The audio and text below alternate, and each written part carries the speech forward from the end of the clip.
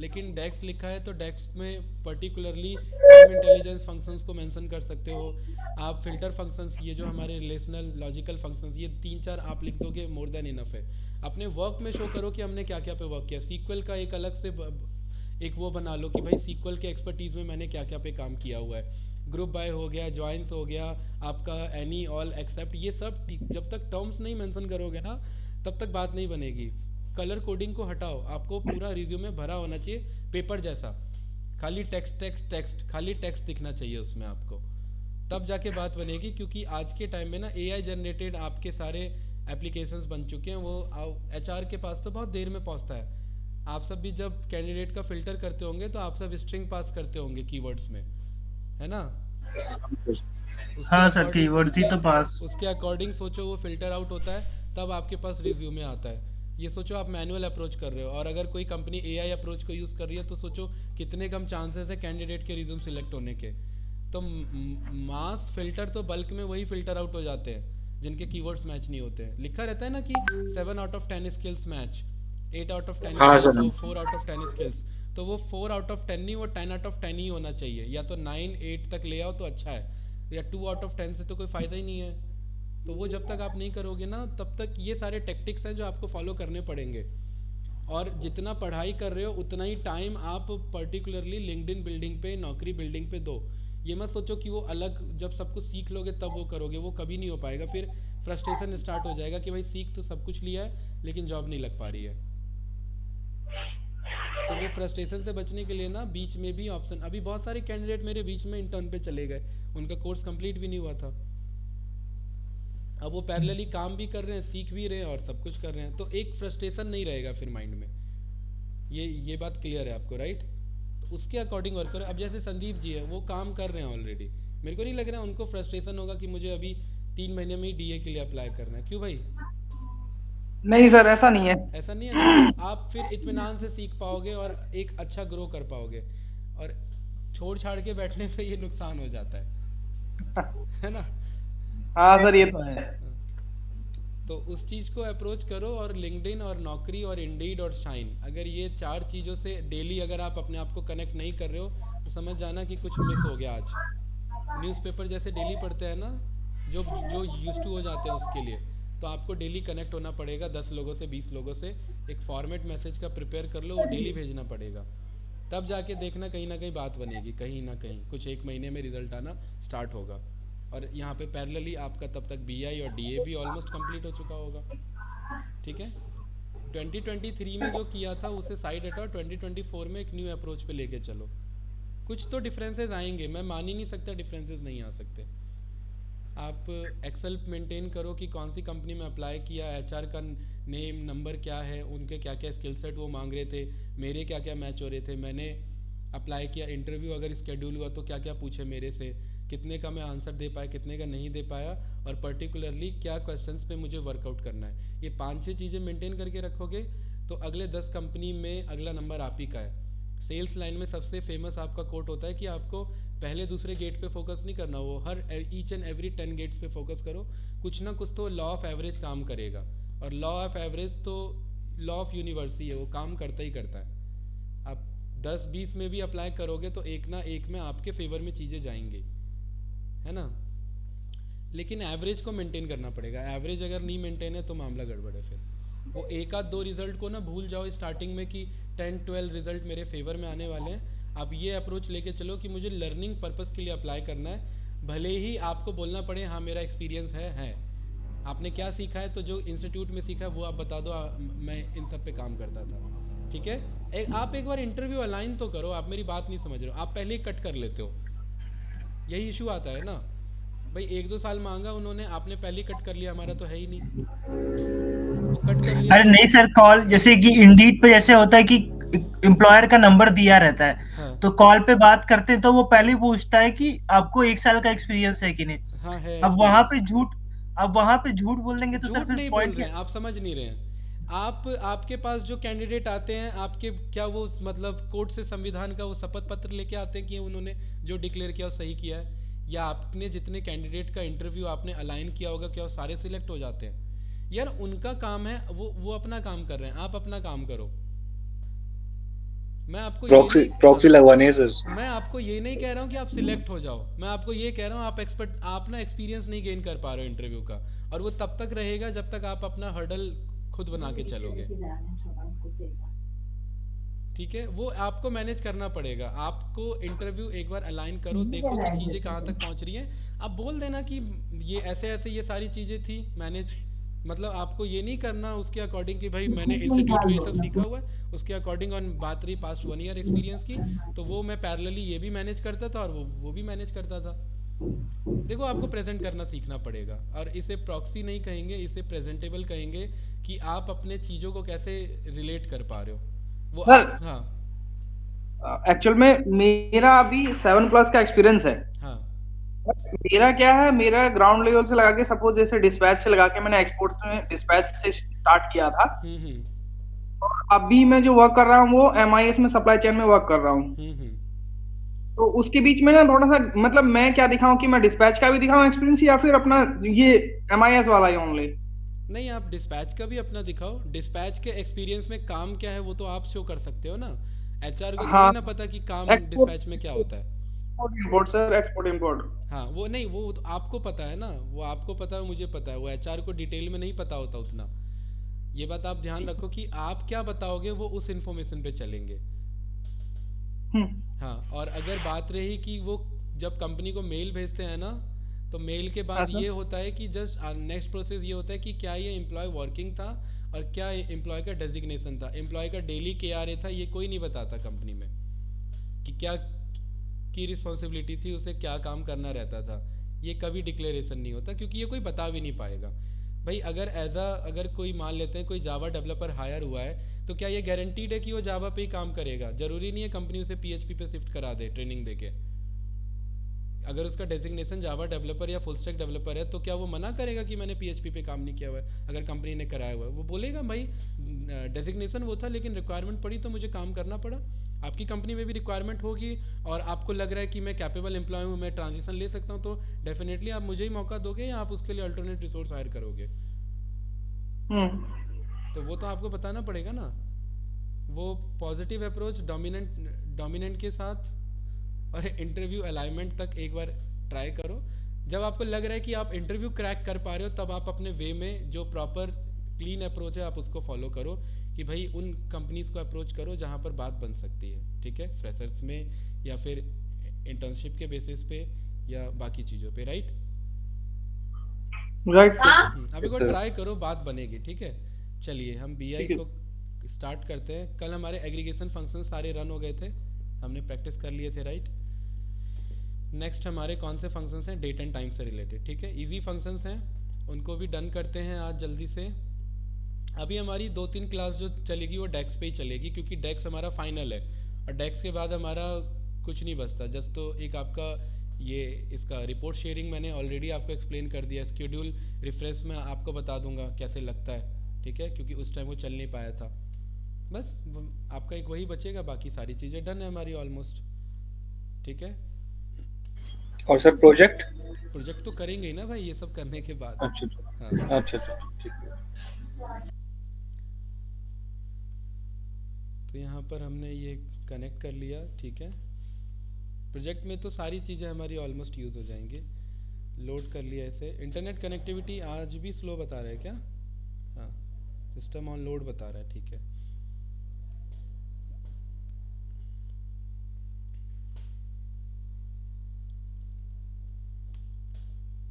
कल ये फाइल भेजी थी मैंने, आप लोगों ने पढ़ा इसे? सिस्टम पे ज़्यादा लोड पड़ गया भाई, ऐसा कैसे हो गया?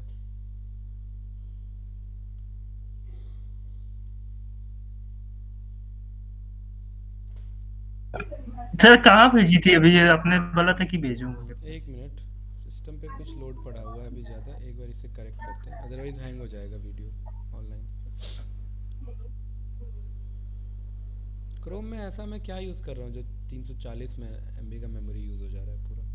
वो सर एनाकोंडा ऑन होगा ना, जुपिटर नहीं, नोटबुक। जुपिटर एनाकोंडा तो बहुत ज़्यादा लेता है, जुपिटर कम लेता है। चलो कोई नहीं, देखते हैं, ठीक है। देन इसके बाद है हमारा, इसे कट कर देते हैं। ओके, ये फाइल मैं भेज दूंगा आपको, भेजा था मैंने, मेरे ख्याल से आया नहीं होगा, व्हाट्सएप पे सेंड नहीं हुआ होगा वो, ठीक है। चलिए, तो हमारा डेट एंड टाइम से रिलेटेड है। डेट एंड टाइम फंक्शन आपका एग्रीगेशन के बाद आपका सेकंड मोस्ट इंपॉर्टेंट फंक्शन है, जो कि यूज़ होता है कैलकुलेटेड कॉलम के बेसिस पे भी, कैलकुलेटेड मेजर्स के बेसिस पे भी। फॉर एग्जांपल, अगर मुझे एक कैलेंडर जनरेट करना है तो मैं कैलकुलेटेड कॉलम के बेसिस पे आपको शो करता हूँ कैसे कर सकते हैं। डेटा सेट हमारे पास है, यहाँ पर टेबल व्यू में हमें पूरा अपना कॉलम्स का दिख रहा है। मैं न्यू कॉलम पे आ जाता हूँ एंड मैं बोलता हूँ कि मुझे कैलकुलेटेड कॉलम चाहिए as a calendar.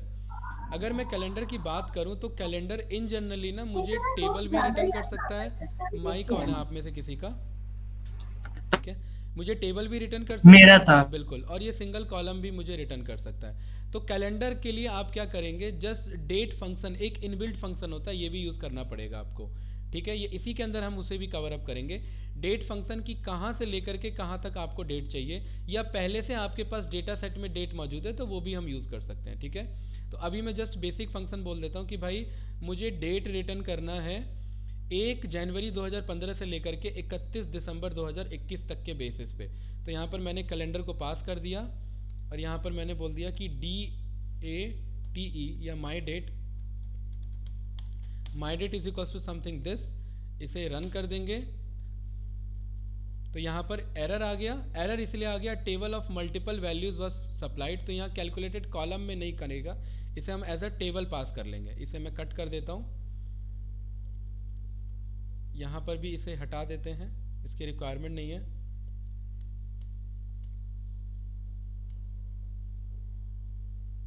And as a हम न्यू टेबल पिक करेंगे, कैलकुलेटेड टेबल का पार्ट, राइट। अब मेरे पास ना एक टेबल रिटर्न हो जाएगा इसके लिए। तो माई डेट नाम का एक मेरा टेबल बन जाएगा एंड जिसमें ये पूरा डेट आपका फिल हो रखा होगा, परफेक्ट। तो ये पर्टिकुलरली ना एक आपका टेबल रिटर्न करेगा, इसलिए वहाँ पर भी ये शो हो रखा था कि हमारा टेबल को रिटर्न करेगा। तो इस फंक्शन का यूज़ हम इंजनरली कब यूज़ करेंगे, जब हमें कैलकुलेटेड टेबल पे काम करना हो। एक हमें ऐसा टेबल चाहिए हो कि जिसमें सारे सीक्वेंस में डेट हो। जैसे कि हो सकता है कि हमारे पास जो टेबल है, ये जो डेट है, इसमें डेट आगे पीछे है, मतलब सीक्वेंस में प्रॉपर सीरीज में डेट नहीं है। कभी 2 तारीख को ऑर्डर हुआ था तो 2 के बाद अचानक से 5 तारीख को ऑर्डर हुआ था, तो 2 से 5 का बीच में गैप लग गया ना डेट का, तो उस गैप को फिल करने का काम ये सीरीज कर लेगा। तो इस सीरीज को हम बोल देंगे कि मेरे को डेट पिक कर लो यहाँ से और यहाँ पर मैक्सिमम यहाँ तक चले जाओ। तो एक मेरा दूसरा अप्रोच हो जाएगा। दूसरे अप्रोच में मैं बोलूँगा कि मिनिमम डेट पिक कर लेना और मिनिमम एक्स यूज़ करेंगे ये आपका फंक्शन कि सेल्स वाले टेबल में मेरा डेट पिक कर लो, और ऐसी मैक्सिमम पिक कर लेना फोरकास्ट वाले टेबल में मेरा डेट यूज़ कर लो। ये तो जस्ट एक एग्जांपल है। हम अपने में बोलेंगे कि भाई, या तो मैं मैनुअली भी बोल सकता हूँ, जैसे कि मुझे पता है ये मेरा डेटा 2015 से लेकर के 16 से लेकर के 16, 17, 18, 19, ये 4 साल का डेटा है। तो मैं मैनुअल लिख सकता हूँ कि 1 जनवरी 2016 से लेकर के आप 2019 के 31 दिसंबर तक चले जाओ। इसे रन कर लेंगे तो आपका ये पर्टिकुलरली वो डेट में कन्वर्ट कर देगा। इस डेट में और इस डेट में डिफरेंस ये कि आपका सीरीज का डेट है, ये पूरा सीक्वेंस में होगा, पूरा जैसे कैलेंडर आपका फॉर्मेट होता है, लेकिन इसमें डेटा आगे पीछे भी डेट हो सकता है मिसमैच। अब इसी में फॉर एग्जांपल मुझे ना आपको कैलकुलेटेड कॉलम का भी एग्जांपल देना है, तो आप इसी पे क्लिक करेंगे, यहाँ पर न्यू कॉलम का ऑप्शन आपको मिल जाएगा। एंड न्यू कॉलम में आप बोल सकते हैं कि इसमें से कौन सा पार्ट आपको फेच करना है। फॉर एग्जांपल ये डेट एंड टाइम दोनों है, आपने कहा मुझे डेट पार्ट फिट ये यहाँ पर आपको फेच करना है, तो जस्ट डेट आपने बोल दिया, जस्ट अंडरस्कोर डेट, और डेट फंक्शन को यूज़ कर लिया आपने। एंड इसमें आपने पास कर लिया कि ये ईयर मंथ और डे है, इसमें हमें चाहिए डेट एज अ उसके अकॉर्डिंग। तो यहाँ पर हम बोल सकते हैं ईयर मंथ और डे, तो ये ऐसे पिक करेगा। तो यहाँ पर डेट DATE और डेट पार्ट हमारा ऑप्शन है, यहाँ पर फर्स्ट डेट है, लास्ट डेट है, डेट वैल्यू, और डेट वैल्यू को मैंने ये पास कर दिया कि मुझे डेट को पिक करना है। डेट का हिंट नहीं आ रहा है हमारा, ऑर्डर डेट, ये माई डेट का डेट वाला, ठीक है।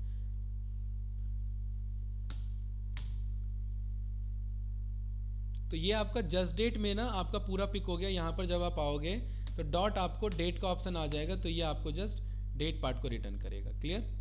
डेट पार्ट को रिटर्न तो कर ही रहा है लेकिन टाइम भी रिटर्न कर रहा है। तो यहाँ पर ये फिर हम उसमें करवा सकते हैं, पावर क्वेरी में जा करके मैं इसे बोल सकता हूँ कि इस वाले को फिलहाल टेम्पररी के लिए डे पार्ट को रिटर्न कर लो। अगर जस्ट मुझे डे पार्ट चाहिए इसमें से, तो ये डे पार्ट मुझे रिटर्न करना चाहिए। एक मिनट, ब्रैकेट गलत लग गया हमारे।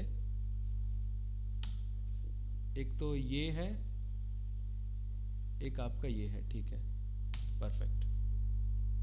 इसमें क्या इशू है आपका? Can not convert one value of date type to something this. Okay, यहाँ पर गाइज ये अभी जस्ट आपका ना बेसिक इस पे डायरेक्टली अप्लाई नहीं करेगा, क्योंकि ये ऐसा स्ट्रिंग पिक करता है और मैं एक्सपेक्ट कर रहा था कि ये चल जाना चाहिए। तो ये अभी एज अ मेरा स्ट्रिंग वैल्यू नहीं है, एज अ डेट वैल्यू है, तो डॉट डेट मेरा अप्लाई नहीं करेगा। तो जस्ट डेट ना, ये वाला जो पोर्शन है ये मैं नॉर्मली रन करवा लूँगा पावर क्वेरी से।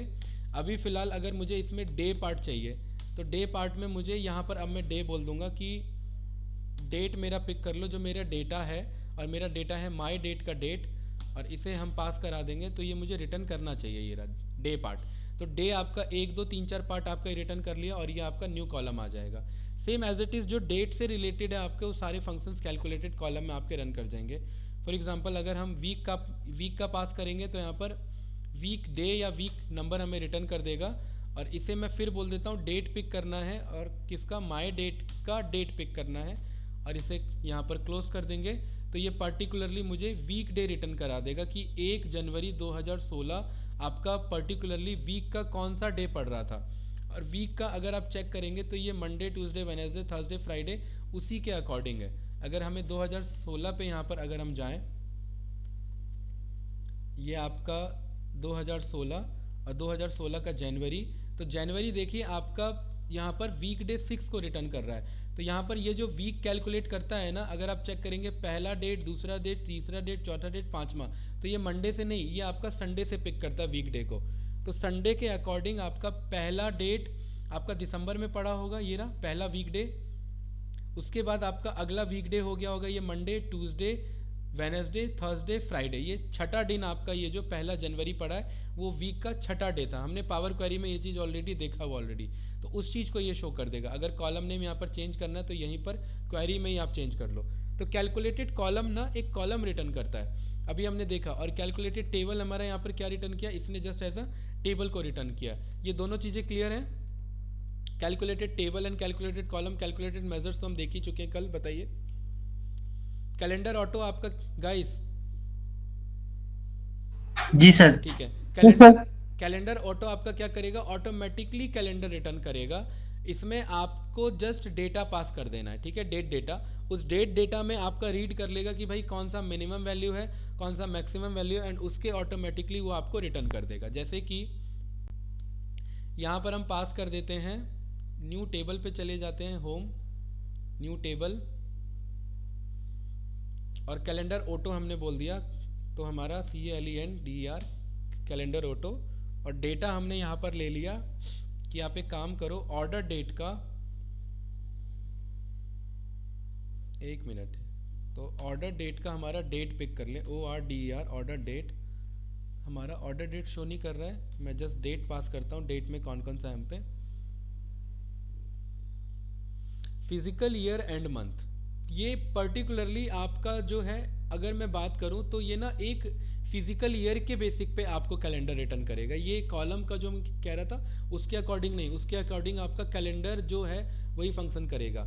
जैसे आप संदीप जी ने एक बार पूछा था कि किसी किसी कंट्री में आपका क्या होता है कि फिजिकल ईयर आपका चेंज हो जाता है, तो उसके अकॉर्डिंग हम काम कर सकते हैं। तो फिजिकल ईयर आपका मंथ कब एंड होता है?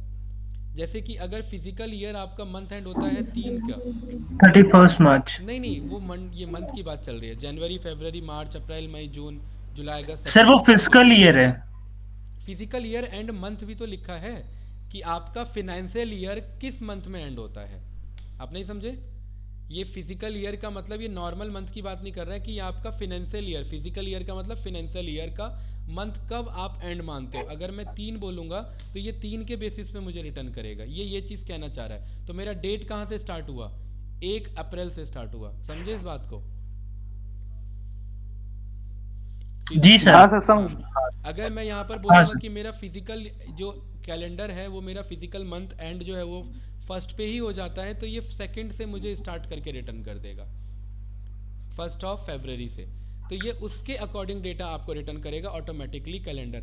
और ये आपका कहाँ तक जाएगा, फिजिकल ईयर तक जाएगा। जैसे पूरा डेटा अगर आप चेक करेंगे तो हमारे पास पूरे कैलेंडर में कितना डेटा है, 2015 से 2019 तक का डेटा है हमारा। तो 2000 कहाँ से स्टार्ट किया इसने, 2015 से लेकर के 19 तक का। इसमें हमें पास नहीं करना, 20 तक का किया एक्चुअली, इसमें हमें पास नहीं करना होता, जस्ट हमें इसमें मंथ बताना होता है, उसके अकॉर्डिंग ये आपको रिटर्न कर देगा। क्लियर? तो यहाँ पर आपको जस्ट उसी को शो कर रहा है, ये पूरा थ्योरेटिकल अप्रोच है, ज़्यादा इसमें कुछ नहीं है कि आप अर्लीस्ट डेट ये निकाल लेगा, आपका लेटेस्ट डेट आपका निकाल लेगा, जो कि कैलकुलेटेड कॉलम में नहीं है, अपने आप ये मिनिमम डेट पिक कर लेगा, मैक्सिमम पिक कर लेगा, ये उसका एक्सप्लेनेशन है, राइट। यहाँ पर आप जस्ट क्या पास करेंगे, 3 पास कर दिया, 4 पास कर दिया, तो ये 3 अगर पास कर दिया तो मार्च में आपका मंथ एंड हो गया, तो यानी अप्रैल से लेकर के आपका ये आगे तक का जो भी डेटा है वो आपको रिटर्न कर देगा। जस्ट एग्जांपल के लिए लिखा हुआ है 2010 से 2012 हमारे डेट के अकॉर्डिंग। ये डेट फंक्शन हम ऑलरेडी देख चुके हैं अभी। डेट फंक्शन को हाँ बताइए सर, जैसे कि इसमें खाली हमें वीकडेज को लेना हो, वीकेंड्स को नहीं लेना हो, वीकडेज को लेना हो, वीकेंड्स को नहीं लेना हो, नहीं, ये पर्टिकुलरली वो आपका कैलेंडर ऑटो जो है ये आपका फिजिकल ईयर में उसी को काउंट करेगा जो ओवरऑल आपका पूरा डेट है। वीकडेज और वीकेंड का जो है ये पूरा उसी में हम फिर पर्टिकुलर डेक्स क्वेरी के थ्रू ये हम बोलेंगे वो टाइम सीरीज का पार्ट है। जो टाइम सीरीज हम फंक्शन पढ़ेंगे ना उसका हमारा पार्ट है कि वीक डेज और वीकेंड डेज, क्योंकि ये हम मैनुअली तो नहीं बताएंगे, ये सिस्टम कैलकुलेट करेगा कि अमेरिका में कौन से वीक डेज पे नॉट ओनली वीक डेज और वीकेंड डेज, कौन से उनके हॉलीडेज हैं वो भी एक्सक्लूड करवा सकते हैं हम उससे, ठीक है। ये उसके अप्रोच पे काम होगा। ये कैलेंडर ऑटो जस्ट बेसिक आपको रिटर्न करेगा कि कहाँ से फिजिकल ईयर मुझे एंड क्लोज करके अगला डेट मुझे रिटर्न करना है, जस्ट बेसिक। वो आपका वीकेंड और वीकडेज आपका टाइम इंटेलिजेंस का पार्ट हो जाता है, क्योंकि वो नेट के थ्रू चेक करेगा कि कौन कौन से वीकडेज आपके पड़े थे। ये तो बेसिक मैथमेटिक्स हो जाएगा, इससे भी हो जाएगा, लेकिन कौन कौन से हॉलीडेज थे ये तो हमें नहीं पता ना। जैसे मैं आपसे पूछूं 2012 में कौन कौन से हॉलीडेज थे, क्या ये हमें पता है? नहीं पता, लेकिन ये तो उस डेटाबेस में डेटा में पार्ट होगा हमारे। तो ये टाइम इंटेलिजेंस के थ्रू हम करवाएंगे, लेकिन आपका जो कैलेंडर ऑटो है वो जस्ट बेसिक आप इसे एंड मंथ पास करो, उसके अकॉर्डिंग आपको रिटर्न कर देगा। क्लियर? बताओ भाई और कुछ? Yes sir. डेट तो हम देख चुके हैं, डेट में आप जस्ट डेट बोलो, ये आपको साल महीना और दिन के बेसिस पे आपको रिटर्न कर देगा। लेकिन कुछ एक लेंथ आपका रेंज स्पेसिफिक है, जैसे आप अपने मनमर्जी से कोई भी डेट नहीं बना लेंगे। डेट आपका 1900 से आगे का ही होना चाहिए। यहाँ पर समथिंग जैसे कि आपने यहाँ पर बोल दिया कि भाई अगर 999 से वैल्यू अगर मेरा ज़्यादा है, मतलब ईयर आपने बोल दिया कि 9900, अभी हम 2024 पे आपने 9900 से ऊपर पास कर दिया, तो ये वैल्यू एरर दे देगा। तो कुछ आपके एक लिमिटेड रेंज आपके दे रखे हैं, उस रेंज में आप काम करेंगे तो ये डेट आपको रिटर्न करेगा। परफेक्ट। अब यहाँ पर आपका फॉर्मेट कैसे हो सकता है? फॉर्मेट आपका है वाई, एम और डी के बेसिस पे, तो आप Y Y M M D D आपको रिटर्न कर लेगा। अगर आप इसी में पर्टिकुलरली चेंज करना चाहते हैं तो आप यहाँ पर हम ये चेंज कर सकते हैं कि भाई Y Y M M D D plus R मिली और ये आर मिनट और सेकंड, मुझे उसके बेसिस पे रिटर्न कर दो। लेकिन इन जनरली हम ये इसमें अप्रोच यूज़ नहीं करते, वो डेट एंड टाइम में यूज़ कर लेते हैं, ठीक है। यहाँ पर डेट टाइम लिखा है ना, ये डेट टाइम में यूज़ कर लेते हैं। डेट जस्ट हमारा बेसिक इन तीनों पे काम करता है। तो यहाँ पर आप कोई भी डेट पास कर दो, वो ईजी है। यहाँ पर हमने बोल दिया कि अच्छा अब एक चीज़ आप मुझे बताओ कि अगर मैं इस पर्टिकुलर फंक्शन को यूज़ करूँ तो मैं कहाँ यूज़ करूँ? एज अ मेजर्स यूज़ करूँ, एज अ टेबल या एज अ कॉलम? बताओ। क्या सर? ये जो पर्टिकुलर क्वेरी है मेरा डेक्स में कैसा यूज़ होना चाहिए, मेजर्स में, कॉलम्स में या टेबल्स में? टेबल्स में सर। टेबल्स में। और टेबल्स में भी इन जनरली ना ये डायरेक्ट यूज़ नहीं होता, ये किसी फंक्शन के फंक्शन का पार्ट होता है, जैसे कैलेंडर के थ्रू देखा ना हमने, उसमें यूज़ हुआ। क्योंकि बेसिक अगर आप इसे पास कराओगे, फॉर एग्जांपल अगर मैं न्यू कॉलम यहाँ पर पिक करता हूँ, न्यू कॉलम में जस्ट मैंने बोल दिया column is equals to date, and date में मैंने बेसिक डेट बोल दिया 2024 पहला महीना और आपका 10वां दिन। तो ये आपका क्या करेगा कि पूरे में देखिए सेम पास कर दिया। तो ऐसा कॉलम बना के कुछ फ़ायदा है हमारा? क्या ऐसा टेबल बना के हमारा कुछ फ़ायदा है? नहीं। तो इसीलिए इन जनरली ये जो पर्टिकुलर फंक्शन है ये किसी दूसरे फंक्शन का पार्ट होता है, और उसमें भी ये ज़्यादातर कैलेंडर फंक्शन में यूज़ होता है कि इससे हमें डेट रेंज मिलना ईजी हो जाएगा, इसे नो, क्योंकि सिंगल वैल्यू रिटर्न करता है। हाँ, इसका यूज़ अगर करना पड़ा तो ये मेजर्स में यूज़ होता है, ज़्यादातर किसमें? मेजर्स में, क्योंकि ये सिंगल वैल्यू को रिटर्न करता है एक डेट टाइम के फॉर्मेट में। आप कल को हम एक पैरामीटर बनाएंगे, उसमें मैं बोल सकता हूँ कि मुझे इस डेट का शो करो जो मैंने एक डेट पास किया हुआ उसके अकॉर्डिंग, तो वो एक सिंगल डेट के अकॉर्डिंग शो कर देगा। तो ये कॉलम में बनाने का कोई सेंस इसका मतलब नहीं है। कोई डाउट बताइए? तो अभी फिलहाल इसे मैं कट कर देता हूँ या रहने देते हैं, बाद में कट कर लेंगे। देन आपका आ जाता है डेट डिफरेंस। भाई डेट डिफरेंस का काम ही है तो कि दो डेट के बीच में डिफरेंस बताना।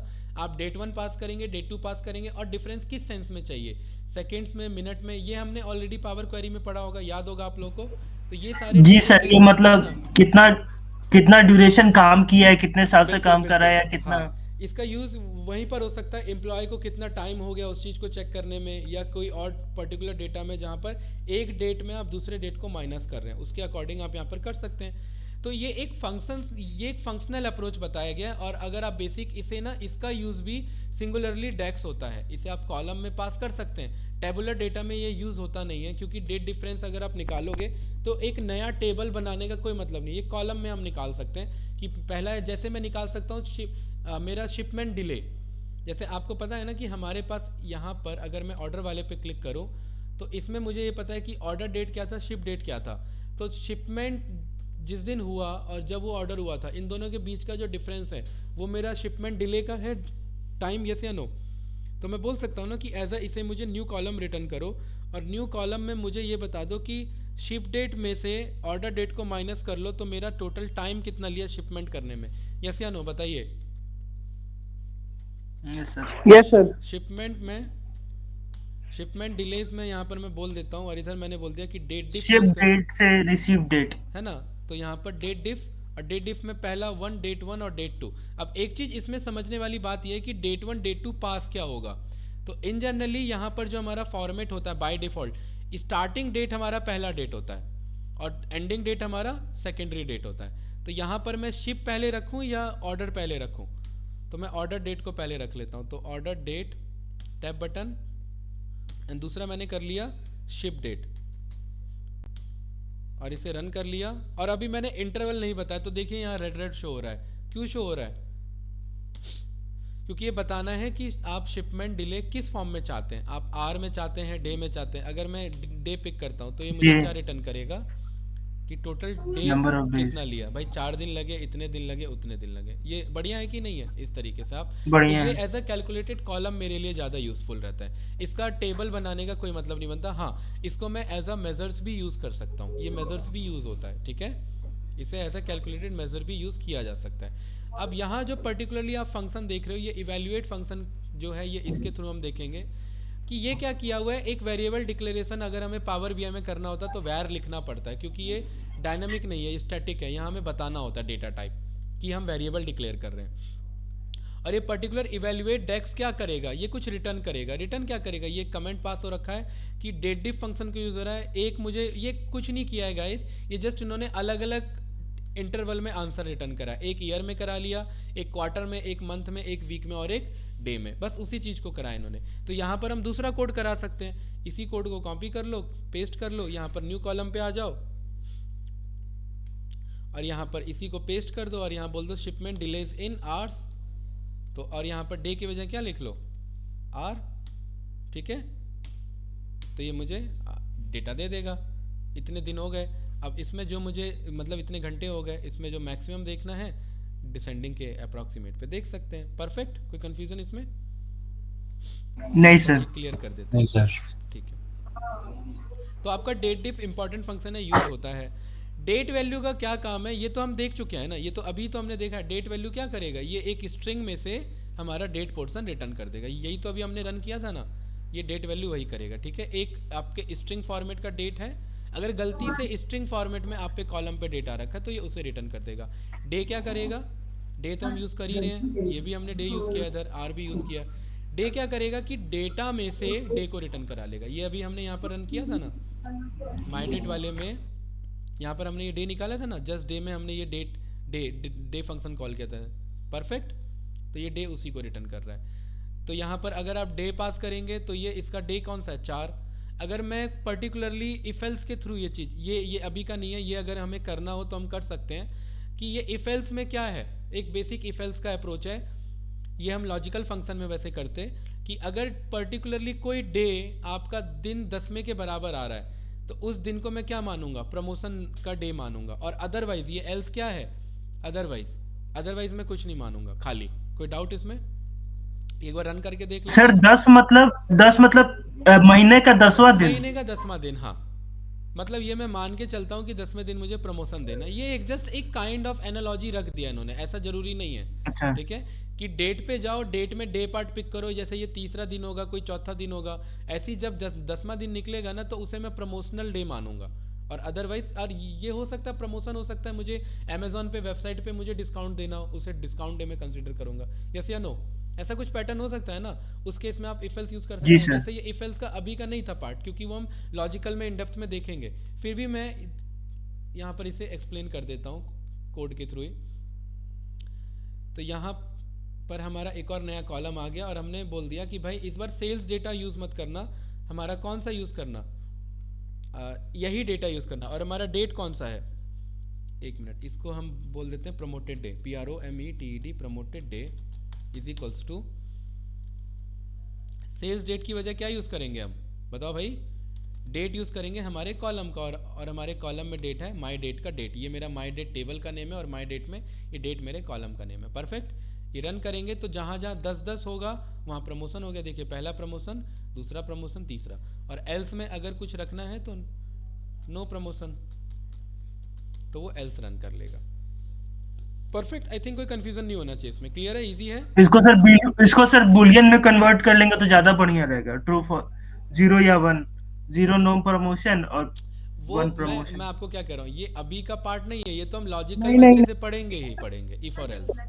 ठीक है, जस्ट एक्चुअल में सर जब कभी हम लोग प्रमोशन, एक्चुअल में सर मैं ये क्या हुआ कि कभी हम लोग GWP चलाते हैं ना तो वो पर्टिकुलर एक डेट के मंथ में होता है। मतलब एक हफ्ते से 7 तारीख से लगा के अगली 10 तारीख तक अगर हमें GWP चलाना है ना तो उसके बीच में पर्टिकुलर दे देगा निकाल के कि इससे इस डेट तक हमारा GWP चलना है। अब GWP इनको तो बताओ, बाकी जो कैंडिडेट्स हैं वो होता आपका ग्रोथ वर्क समथिंग कुछ परफॉर्मेंस गिफ्ट है विद ना, परचेज, तो gift with purchase, gift with purchase. अच्छा, अगर एम्प्लॉय माइंडसेट से देखें तो कहीं कहीं पे GWP होता है ग्रोथ, ये ग्रोथ वर्क परफॉर्मेंस, कि भाई आपने मंथ एंड मंथ पे, मंथ टू मंथ आपने आपका परफॉर्मेंस किया तो उसके बेसिस पे इंसेंटिव मिलेगा। ठीक है। और हाँ जी। आपके अगर इन्वेंट्री पर्पस से देखें, सेल्स एंड मैनेजमेंट पे, या आपका ये सप्लाई चेन से रिलेटेड, तो आपका गिफ्ट विद परचेज हो जाएगा। ठीक है, तो वो फुल फॉर्म स्पेसिफिक करना पड़ेगा। हाँ जी। तो ये हमारा रन हो सकता है बिल्कुल। देखिए हाँ ये जी। इफ और एल्स तो हम इफ और एल्स में पढ़ेंगे ना, मैं ये चीज बता रहा हूँ। ये तो नेस्टेड फंक्शन जैसे जैसे आगे पढ़ेंगे तो वो तो एग्जाम्पल दे रखा था तो मैंने बता दिया। ठीक है, ये 0-1 करो, ट्रू फॉल्स करो, आइदर और करो, जो करना है वो तो आप कर ही सकते हैं। इसमें तो आई थिंक कोई कंफ्यूजन नहीं है। Clear? Same as it is आपका ई Clear, डेट, sir. हाँ ई डेट आपका आ जाता है। ई डेट का मतलब आपका क्या होता है, ये एक्चुअली हमारा डेट एंड टाइम में तो यूज होता है, लेकिन ये जो आपके इंश्योरेंस कंपनी होते हैं ना उनके लिए यूज होता है। इसका काम होता है मैच्योरिटी को चेक करना कि कब ये एक्सपोनेंशियली मैच्योर हो जाएगा आपका। कोई भी आपने इन्वेस्टमेंट किया है स्टॉक का, आपने बॉन्ड में, या फिर इंश्योरेंस आपने कुछ भी बाय किया, तो उसका एक मैच्योरिटी डेट होता है ना। मैच्योरिटी का मतलब क्या होता है, जैसे आपने अगर फिक्स्ड डिपॉजिट किया तो उसका एक मैच्योरिटी डेट होगा कि वो फिक्स डिपॉजिट आपका कब मैच्योर हो जाएगा। यस या नो? राइट? तो ये आपका पर्टिकुलरली यस सर। अगर आप यहाँ पर बोलेंगे कि भाई मुझे ये बता दो, जैसे मैं आपसे कहूँ कि आज आपने मुझे, जैसे आज के दिन आपने अपना FD कराया, आपको मैंने बोला एज अ बैंकर कि आपका 6 महीने बाद मैच्योर हो जाएगा, तो भाई 6 महीने में तो 31 दिन, ये एक महीने में तो 31 दिन होते हैं ना, 6 महीने को किस तारीख को मैच्योर हो जाएगा ये पता करना है ना हमें। तो वो 6 महीना एग्जैक्ट कब होगा ये किसके थ्रू पता लगेगा, हमारा मैच्योरिटी के थ्रू।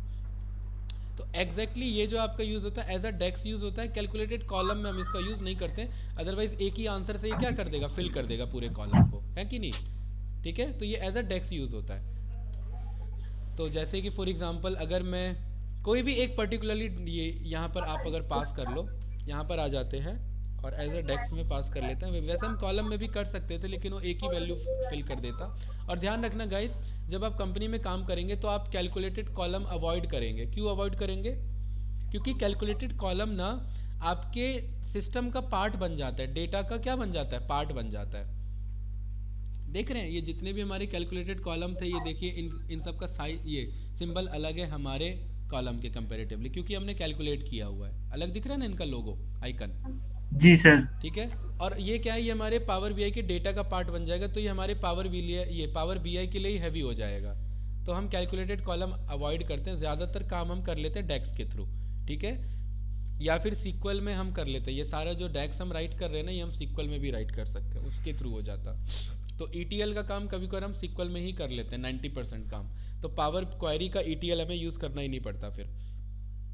तो मेजर्स में यहाँ पर हमने बोल दिया कि भाई ई डेट, और ई डेट के लिए हमने फंक्शन ही यूज़ कर लिया ई डेट। और ई डेट में कोई भी एक डेट आपने ले लिया, जैसे आज की बात है ना, तो आज के अकॉर्डिंग मैंने डे, अब देखिए मुझे डेट बनाना है तो मुझे डेट फंक्शन बनाना पड़ेगा ना, यस या नो। अगर मैं स्ट्रिंग में लिखूंगा तो वो नहीं बन पाएगा। तो ईयर मैंने बोल दिया कि ईयर क्या कर लो, 2024 कर लो, मंथ कर लो पहला, और आज की तारीख कितनी है। वैसे ये काम मैं नाउ फंक्शन से भी कर सकता था, मैं मैनुअली 14 जनवरी।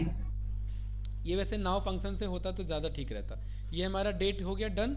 और ये मैच्योर कब हो जाएगा, आपने फिक्स डिपॉजिट किया तो 6 महीने बाद कौन सा डेट आने वाला है। ये हमने रन कर लिया, ये डेक्स हमारा बन गया ई डेट के नाम से। देखिए कहाँ बना ई डेट, हमारा ऑर्डर में बन गया। तो अगर ऐसा दिक्कत हो जाता है, आप चाह रहे थे माई डेट में बने लेकिन बन गया इसमें, तो उस केस में यहाँ पर ऑप्शन आ जाता है कि इसे कहाँ भेजना है। ये होम टेबल है ना, आप यहाँ बोल सकते हो इसे कहाँ भेजना है, माई डेट में। तो ये उठ के कहाँ आ जाएगा, माई डेट में आ जाएगा। क्लियर है, कोई कन्फ्यूज़न। तो नहीं यहाँ सर। पर इसे मैंने यहाँ ये पास कर दिया, और इसे हमने एज अ कार्ड में कन्वर्ट कर दिया। तो कब आओगे आप मेरे से फिक्स डिपॉजिट का पैसा वापस लेने, 14 तारीख को ही आओगे। 14 क्या है जुलाई, सात हाँ महीने जुलाई। है ना, 7वें महीने को, 6 महीने बाद की बात है ना मैच्योरिटी। ठीक है, तो हम्म। उस केस में ये आपको रिटर्न कर देगा। क्लियर, इजी फंक्शन है, ज़्यादा तो Yes. कुछ था नहीं इसमें। सेम आपका ये, आपका किस चीज़ का रिटर्न करेगा, मैच्योरिटी करेगा मंथ के बेसिस पे, एंड ऑफ मंथ। ठीक है, इसमें आप जैसे कि क्या कह रहा है कि रिटर्न डेट फॉर्मेट आपका करेगा of the last day of the month before और after specified number of month. अगर हम ये ई मंथ का यूज़ करेंगे तो ये मैच्योरिटी तो कैलकुलेट करेगा, लेकिन particularly on the last day of month के बेसिस पे कैलकुलेट करेगा। इसमें आप पर्टिकुलरली राउंड ऑफ भी करवा सकते हैं अपने वैल्यूज़ को। फॉर एग्जांपल, जैसे यहाँ पर हमने ये एक एक्सप्रेशन पास कर लिया कि ये एक मेरा डे है, और यहाँ पर मैंने स्ट्रिंग में डे को पास कर लिया 3 मार्च 2008, और इसमें मैं पूछ रहा हूँ कि पर्टिकुलरली ये एंड ऑफ मंथ में मैच्योरिटी कब होने वाला है। अगर मैं 1.5 महीना करूँगा तो ये क्या कर लेगा, उसे 2 महीने में राउंड ऑफ करके मुझे बता देगा। पर्टिकुलरली इसमें फ्लोटिंग वैल्यू एक्सेप्ट नहीं होगा, लेकिन इस वाले में आपका एक्सेप्ट हो जाएगा, जो कि ये राउंड ऑफ करके आपको बता देगा। अगर इसी एग्जांपल को पिक करते हैं तो क्या आंसर आने वाला है बताइए, 2 महीने बाद क्या डेट आने वाली है। न्यू मेजर्स पे चले जाते हैं, इसे हमने पास कर दिया इधर, और इसका नाम रख देते हैं EO month is equals to, और ये ऑर्डर्स में बन गया तो इसे बोल देंगे माई डेट में ले आओ। ईओ मंथ को पास किया, कार्ड में कन्वर्ट किया। तो आपका कितना डेटा था, हमारा डेट क्या था हमारा बताइए। यहाँ पर डेट था हमारा 3 मार्च 2008, और 2 महीना ऐड करोगे तो कितना हो जाएगा भाई, मार्च अप्रैल नहीं हो होता जाएगा। सर। और मई में भी ये कौन सा दे रहा है, एंड ऑफ मंथ, तो मई का एंड क्या है 31, तो बस ये 31 दे देगा। परफेक्ट, कोई कंफ्यूजन इसमें नहीं सर। ठीक है। तो ये ईओ आपको एंड ऑफ मंथ को ये रिप्रेजेंट करेगा। आर भाई ये तो बेसिक सा, इसमें कुछ बताना है बताइए, क्लियर है। क्लियर। आर क्या करेगा, अब बताते चलो भाई। आपके पास चाहिए डेटा स्ट्रिंग है, डेट स्ट्रिंग है, ये आर पार्ट को रिटर्न कर देगा। मिनट क्या करेगा, मिनट पार्ट को रिटर्न कर देगा। मंथ क्या करेगा, मंथ पार्ट को रिटर्न कर देगा। बहुत बढ़िया, ठीक है। नेक्स्ट वर्क डे, आपका नेक्स्ट वर्क डे, ये थोड़ा सा एक बढ़िया फंक्शन है। इसमें पर्टिकुलरली आप यहाँ पर बोल सकते हो कि किसको क्या वीकेंड मानना है, किसको क्या वीकडेज मानना है। ये पूरा कंट्रोल हमारे पास होगा, ठीक है। Sunday only, Saturday only, Friday, Wednesday, something इसके कंपेरेटिवली। यहाँ पर आप स्टार्ट डे पास करेंगे, एंड डे पास करेंगे, और अभी पूछा था ना किसी ने आपका, हाँ सर। तो यहाँ पर हम इसके थ्रू कंट्रोल कर लेंगे कि अगर मेरे पास कोई हॉलीडे है, वैसे ये तो एक सेकेंडरी अप्रोच है, हम टाइम इंटेलिजेंस के थ्रू ये काम करते हैं, ठीक है। ये डेट में आपका डेट एग्रीगेशन फंक्शन में सेकेंडरी अप्रोच है। आप वीकेंड बोल सकते हैं और हॉलीडेज आप बोल सकते हैं, लिस्ट में पास कर सकते हैं उसे। जैसे कि आपने बोला कि नेट वर्क डे, ये रिटर्न क्या करेगा आपका फाइनली, बताओ भाई, नेट वर्क डे की सर कितना एक्चुअली काम, सर ये नंबर ऑफ डेज काउंट हाँ दे बिल्कुल देगा सही, वापस रिटर्न। ये कितना काम और किया, हम जैसे आपसे मैं पूछूं, डेज बता देंगे में कब हॉलीडे है, हाँ तो उसको माइनस करके तब उसके बाद नंबर ऑफ डेज देगा। बहुत बढ़िया, जैसे आपसे अगर हमने पूछा कि भाई इस एम्प्लॉयज़ ने इतने इस डेट से लेकर के इस डे के बीच में कितने दिन काम किया, तो अगर आप नॉर्मली डेट डिफ लगा दोगे तो क्या इशू आ जाएगा, वो तो नॉर्मली माइनस कर देगा, वीकेंड वीकेंड हॉलीडे सब कुछ। लेकिन अगर आप यहाँ पर कंट्रोल करोगे तो आप बोल सकते हो कि मुझे नेटवर्किंग डे चाहिए, मेरा स्टार्ट डे ये है, मेरा एंडिंग डे ये है, ठीक है, और मुझे पर्टिकुलरली किसके बेसिस पे चाहिए। यहाँ पर अगर आप चेक करोगे तो आप बोल सकते हो कि मैं पहला डे, मैं अपना वीक का पहला डे किसे मानता हूँ,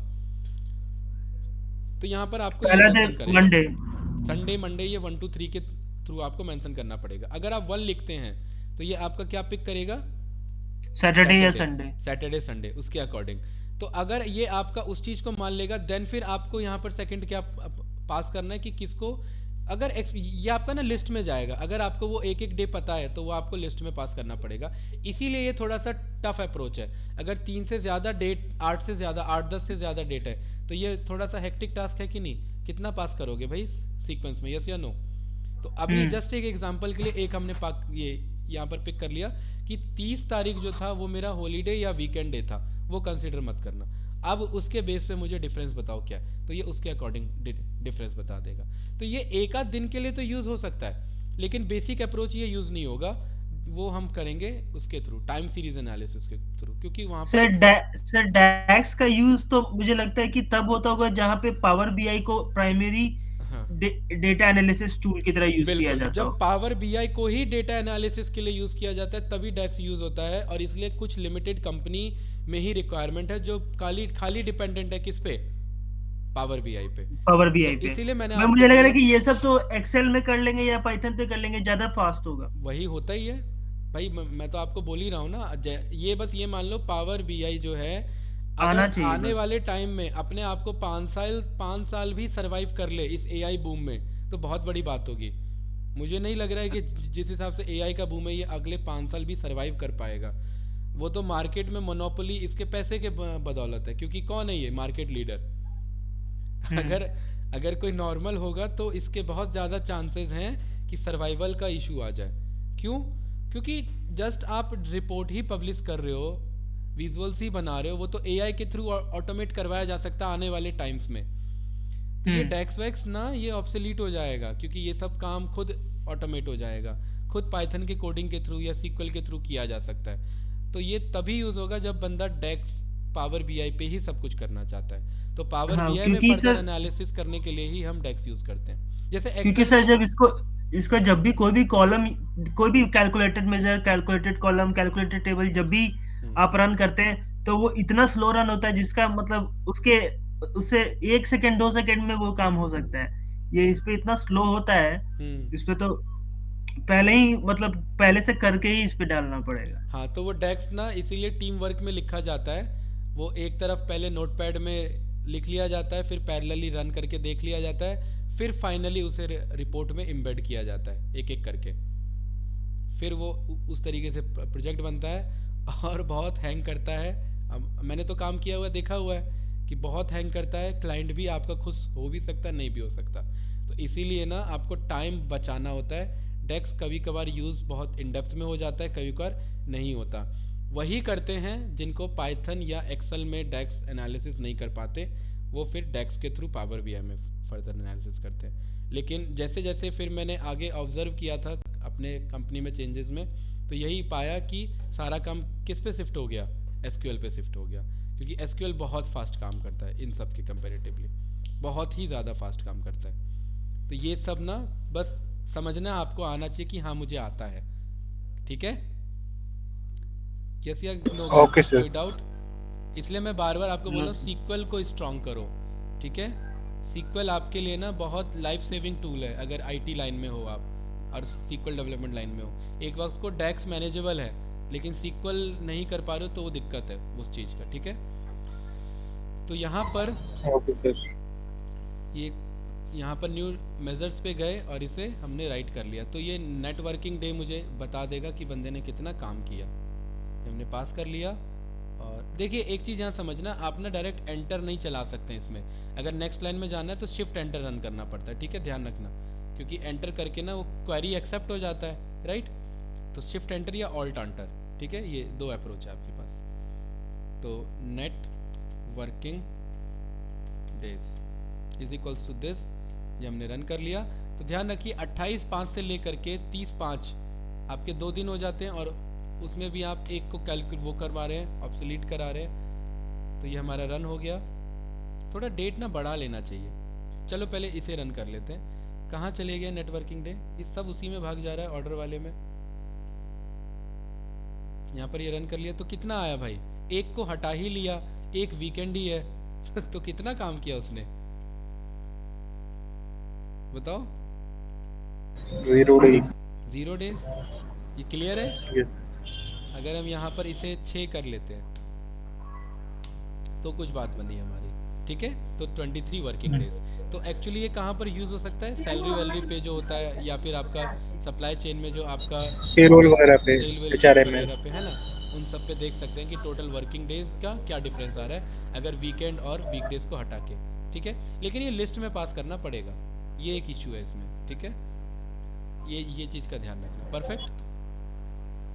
अब यहाँ पर अगर जो मैं आपको बोल रहा था कि हम मैनुअली जो डे लिख रहे हैं उसको हम वो ना करके हम नाउ फंक्शन यूज़ कर सकते हैं। नाउ फंक्शन बहुत यूज़ होता है, जैसे जब आप रिपोर्ट अपना बनाते हैं ना, तो आप यहाँ पर साइड में टेक्स्ट बॉक्स के बगल में आप कार्ड के थ्रू नाउ फंक्शन को पास कर देते हैं। तो जैसे आज मैंने इस रिपोर्ट को ऑन किया तो ये मुझे आज के हिसाब से मुझे डेट एंड टाइम बता देगा। 1 महीने बाद यूज़ करेंगे तो 1 महीने के बाद के अकॉर्डिंग बता देगा, राइट। नाउ फंक्शन मतलब अभी का क्या स्टेटस है मुझे वो बताओ। तो यहाँ पर नाउ में बोल देते हैं current date and time is equals to now. इस फंक्शन को रन कर लिया, बस ये बन गया, इतना ही फंक्शन है ये। इसे यहाँ पर पास कर लिया, यहाँ पर हमने कार्ड में कन्वर्ट कर दिया इसे, ठीक है। अभी कितना हो रहा है आपका, अब ये रिफ्रेश तो होगा नहीं, हाँ, लेकिन एक चीज़ है कि अगर मैंने इसे डेटा अगर मैंने डायरेक्ट क्वेरी के थ्रू मंगा रखा SQL से, तो मैं पेज रिफ्रेश करा सकता हूँ सेकंड्स में। तो ये टाइम मेरा क्या होता रहेगा, सेकंड्स में बदलता रहेगा, यस या नो। अगर मैं रिफ्रेश करूँ तो अभी ये कितनी, ये मेरा चेंज होना चाहिए 13, 4 और 55। यहाँ रिफ्रेश पे क्लिक किया तो ये देखिए ये वो बदल के आंसर आपको दे देगा 13, 5, 24। तो ये नाउ फंक्शन ना ये आपके सिस्टम के टाइम से जुड़ा हुआ है। सिस्टम के टाइम को UTC टाइम कहते हैं, यानी कि यूनिवर्सल टाइम कोऑर्डिनेट, कि हमारा UTC क्या है और उसके अकॉर्डिंग ये हमारा काम कर सकते हैं, ठीक है। नाउ फंक्शन इतना ही, बस नाउ फंक्शन में कुछ आगे पीछे करवा सकते हैं कि भाई इतने दिन जोड़ दो, इतने ये कर लो, वो कर लो। तो वो जस्ट एक एग्जांपल यहाँ पर मेंशन है कि आप क्या कर सकते हैं कि अगर 4 दिन जोड़ना है, 5 दिन जोड़ना है, तो उस नाउ में अलग से जोड़ सकते हैं। तो ये तो जस्ट एक प्लस माइनस, ये तो हमें वैसे ही पता है, ठीक है। तो now plus is equals to, आपने बोल दिया 12 दिन जोड़ दो, तो 14 तारीख प्लस 12 तारीख कितना हो गया, 26 तारीख। तो 26 तारीख के अकॉर्डिंग आ गया, परफेक्ट। कोई कंफ्यूजन गाइस इसमें, इजी है, नहीं सर। देन इसके बाद आ जाता है आपका क्वार्टर। क्वार्टर क्या करेगा बताइए, क्वार्टर रिटर्न कर देगा, क्वार्टर रिटर्न कर देगा। बेसिक सा फंक्शन है, ठीक है। इस बेसिक से फंक्शन को इफ एल्स के थ्रू हमने किया हुआ है, और यहाँ पर ये इसके थ्रू किया हुआ है। ये अभी हमारा अप्रोच नहीं होगा क्योंकि हम नेस्टेड में सीखेंगे, क्योंकि ये अभी का नहीं है। हमें क्या करना है, हमें पहले फिल्टर फंक्शन, क्या मैंने सिखाया नहीं, क्या मैंने ऐड कॉलम्स फंक्शन सिखाया नहीं। तो ये जस्ट एक यहाँ पर एक्सप्लेनेशन दे रखा है, कोई बात नहीं, लेकिन ये हम करेंगे। पहले फिल्टर फंक्शन देखेंगे, वैल्यूज फंक्शन देखेंगे, फिर ऐड कॉलम फंक्शन देखेंगे, फिर इस कोड को दोबारा रन कर लेंगे। कोई डाउट तो नहीं ना इसमें, क्योंकि अभी समझ भी नहीं आएगा वैसे भी। जी सर। इवेल्युएट में हम जस्ट सीधा बोलेंगे मुझे क्वार्टर चाहिए, जैसे मंथ दे रहा था, डे दे रहा था, तो क्या करेगा, जस्ट ये क्वार्टर रिटर्न कर देगा। ये इसका पार्ट है, ये यहाँ पर जस्ट हम डेट पास कर देंगे। तो या तो आप इसे कैलकुलेटेड कॉलम यूज कर लो, या as a calculated measures use कर लो। तो रिकमेंडेशन ये होता है कि ये कैलकुलेटेड मेजर्स यूज हो जाता है ज़्यादातर। जैसे कि यहाँ पर आपने बना लिया कि भाई हमारे पास ना ये रहा ऑर्डर डेट और ये रहा हमारा सेल्स। अब आप ही मुझे बताओ कि जब मेरा खुद का विजुअल ही मुझे क्वार्टर देने को रेडी है, तो क्या अलग से क्वार्टर निकालने का सेंस बनता है? कभी कभी रिक्वायरमेंट पड़ जाती है जब हम डेट डायमेंशन पे काम करते हैं। वैसे ये भी यहाँ पे आपको रिटर्न कर देगा, ठीक है। इसे हमने बना लिया क्लस्टर्ड कॉलम में, ये रहा। ये क्लस्टर्ड कॉलम क्या, अभी फिलहाल टेबल ही रहने देते हैं। ये दिख रहा है कि नहीं दिख रहा है गाइस? इसका फॉन्ट थोड़ा सा इंक्रीज कर लेते हैं, वैल्यूज।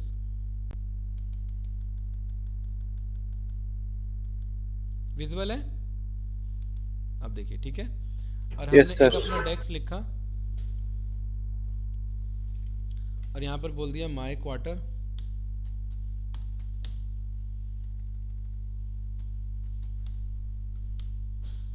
क्वार्टर फंक्शन, या आपने डेट पास कर दिया कि ऑर्डर डेट ले लेना, ठीक है।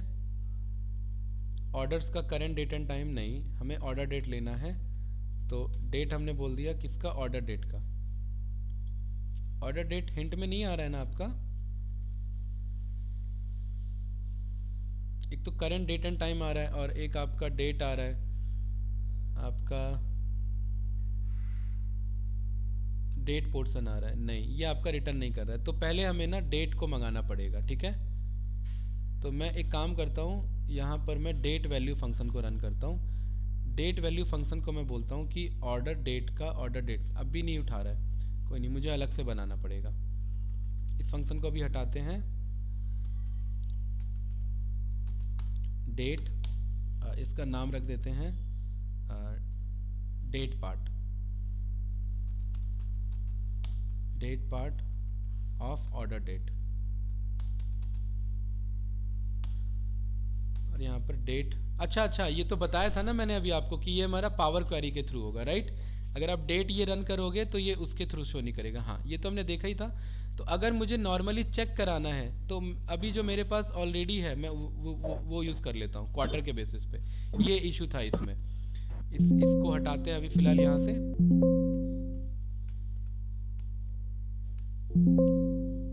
यहाँ पर मैं बेसिक एक कार्ड विजुअल ले लूँगा, quarter date is equals to quarter, और यहाँ पर डेट में आपने बोल दिया 2000। ये यहाँ पर डेट में मैंने नहीं, एक काम करते डेट ना लेकर के मैंने बोल दिया नाउ। क्लियर है? नाउ का क्वार्टर क्या है? तो ये नाउ का क्वार्टर, आज का क्वार्टर क्या है हमारा,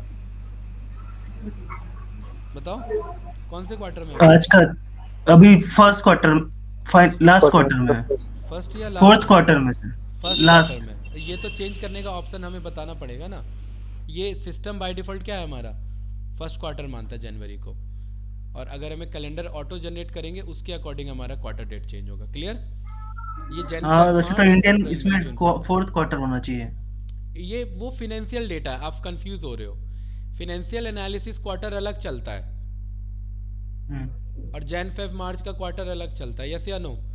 आप उसको आपने जो अभी मुझे आंसर बताया किसके अकॉर्डिंग बताया? क्या वो फिनेंशियल डेटा के अकॉर्डिंग नहीं है क्वार्टर? वो तो फिनेंशियल डेटा का क्वार्टर है ना, मैं फिनेंशियल का थोड़ा ना कह रहा हूँ अभी।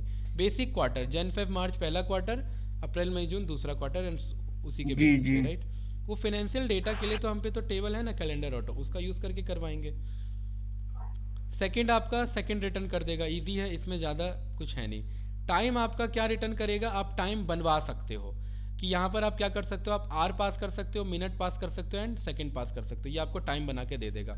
और फिर वही बात, आर अपने मर्जी से पास नहीं कर सकते, कुछ लिमिटेड यूजेज हैं। जैसे कि अगर आपने 27 बोल दिया तो 27 को ही क्या कर लेगा, 24 + 3, 27 होते हैं, तो ये 3 घंटा बना लेगा उसे, क्योंकि 24 घंटा एक दिन पूरा और प्लस 3 घंटा यानी कि अगला दिन का तीसरा घंटा। बात समझ में आई कि नहीं आई? Yes sir. ठीक है, तो ये आर पार्ट इन जनरली आप बेसिक पास करेंगे 0 to 23 के बीच बेसिस पे, 24 के बेसिस पे, क्योंकि 24 आपका अगला दिन लग गया, और अगर अगली वैल्यू आपने ऐड ऑन कर ली तो वो अगले दिन को शो कर देगा। Same as it is minute में भी करेंगे।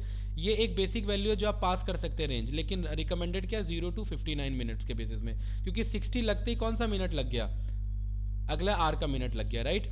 ऐसी सेकंड्स में भी आपका 0 to 59। तो ये जो टाइम फंक्शन है ना, आप यहाँ पर जैसे डेट फंक्शन है ना यार, ईयर बताना, मंथ बताना, डे बताना, वैसे ही टाइम फंक्शन है, आर बताना, मिनट बताना, सेकंड बनाना, और टाइम रिटर्न कर देगा आपको। ठीक है, तो वही यहाँ पर आपने किया।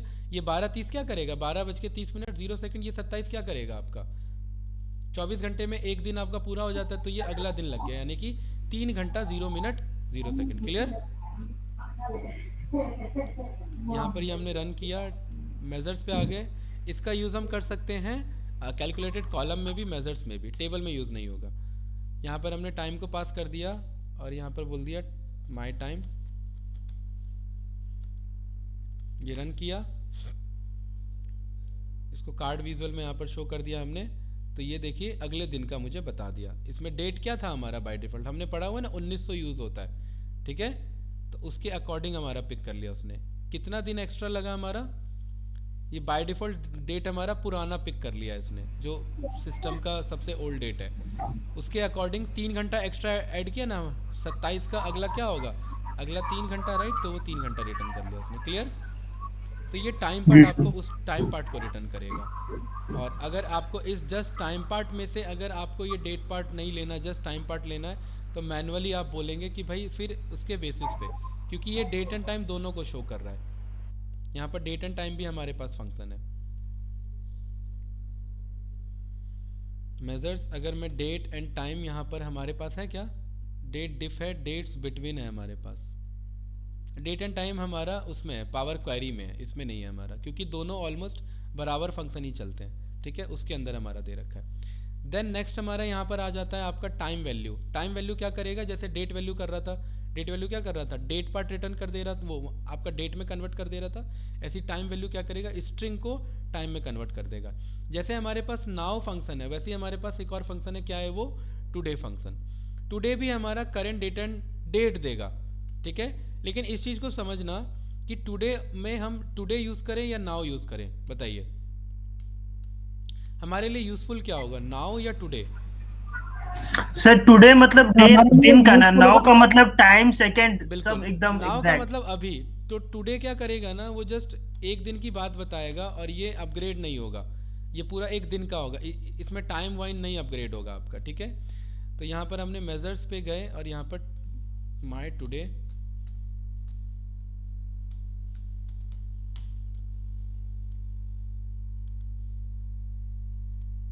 तो ये आपका माई टुडे इसने रिटर्न कर दिया। और माई टुडे में जस्ट ये डेट पार्ट रिटर्न करेगा, टाइम पार्ट नहीं होगा। एंड नाउ क्या करता है आपका, current date and time return करता है, ठीक है। तो वो उसी चीज़ को शो कर रहा था। जैसे हम नाउ में प्लस माइनस करा सकते हैं, वैसे ही हम टुडे में भी प्लस माइनस करा सकते हैं, ठीक है। ऐसे ही आपका एक और आ जाता है यूटीसी। यूटीसी मतलब आपका क्या था, यूनिवर्सल टाइम कोऑर्डिनेट, उसी चीज़ को ही रिप्रेजेंट करेगा। यूटीसी जो है ये भी मेरा करंट डेट एंड टाइम देगा, लेकिन इसको मैं फॉर्मेट कर सकता हूँ, ठीक है।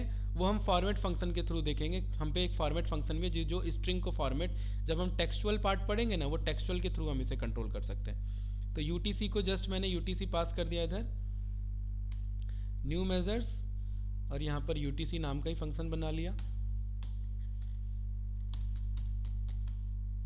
यूटीसी नाउ, ये रन किया, तो यूटीसी नाउ यानी कि मेरा करंट डेट एंड टाइम मुझे ये रिटर्न कर देगा। कहाँ है आपका यूटीसी, यू वाले पे आया होगा, ये रहा। तो करंट डेट एंड टाइम आपका यूनिवर्सल टाइम कोऑर्डिनेट, तो यूनिवर्सल टाइम कोऑर्डिनेट के अलोंग वो है। और टुडे ये नाउ फंक्शन क्या करेगा, हमारे सिस्टम टाइम कोऑर्डिनेट के अलोंग देगा। तो ये डिफरेंस है बस, क्लियर गाइस। यूटीसी टुडे भी क्या करेगा, वो यूनिवर्सल टाइम कोऑर्डिनेट के अलोंग आपको दे देगा, और हमारा टुडे क्या करेगा, हमारे सिस्टम के अकॉर्डिंग हमें दे देगा। तो ये पावर भी हमारे सिस्टम से कनेक्टेड है ना, तो ये उसी चीज़ पे वर्क करता है। यूटीसी टुडे, फिर वही बात। कोई कन्फ्यूजन इसमें बताइए। अगर ये हम फॉर्मेट फंक्शन को यूज़ करें, फॉर एग्जांपल इधर मैंने बोला फॉर्मेट फंक्शन को यूज़ कर लेना, जस्ट इतना कोड यूज़ किया, इवेल्युएट नहीं कर रहे हैं इधर, ऐसे ही डायरेक्ट चला रहे हैं।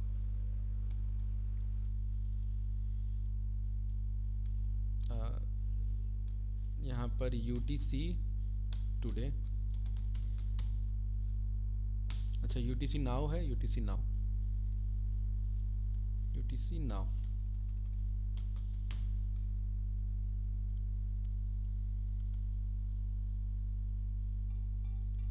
कन्वर्ट किया हमारा। तो यूटीसी नाउ हमारा क्या कह रहा है, जनरल फॉर्मेट। जैसे हमारा टाइम हम कैसे लिखते हैं, इस फॉर्मेट में लिखते हैं ना जनरली, तो ये यूटीसी नाउ को उसने ऐसे हाइफन फॉर्मेट में ना शो करके इन जनरल फॉर्मेट शो कर दे, बस वही है। लेकिन एक और डिफरेंस है, हमारा डे आगे है और हमारा मंथ, सॉरी मंथ आगे और हमारा डे पीछे, ये एक डिफरेंस होगा जनरल फॉर्मेट की अगर आप बात करें तो। क्लियर? तो फॉर्मेट आप यहाँ पर चेंज कर सकते हैं। अगर बाय डिफ़ॉल्ट तो वो आपका डे पहले रखेगा, मंथ सेकेंडरी, और अगर आप जनरल फॉर्मेट कर देंगे तो मंथ आगे डे सेकेंडरी कर देगा। वीक डे क्या करेगा भाई? वीक डे तो यूज़ कर चुके हैं, वीक पार्ट रिटर्न कर देगा।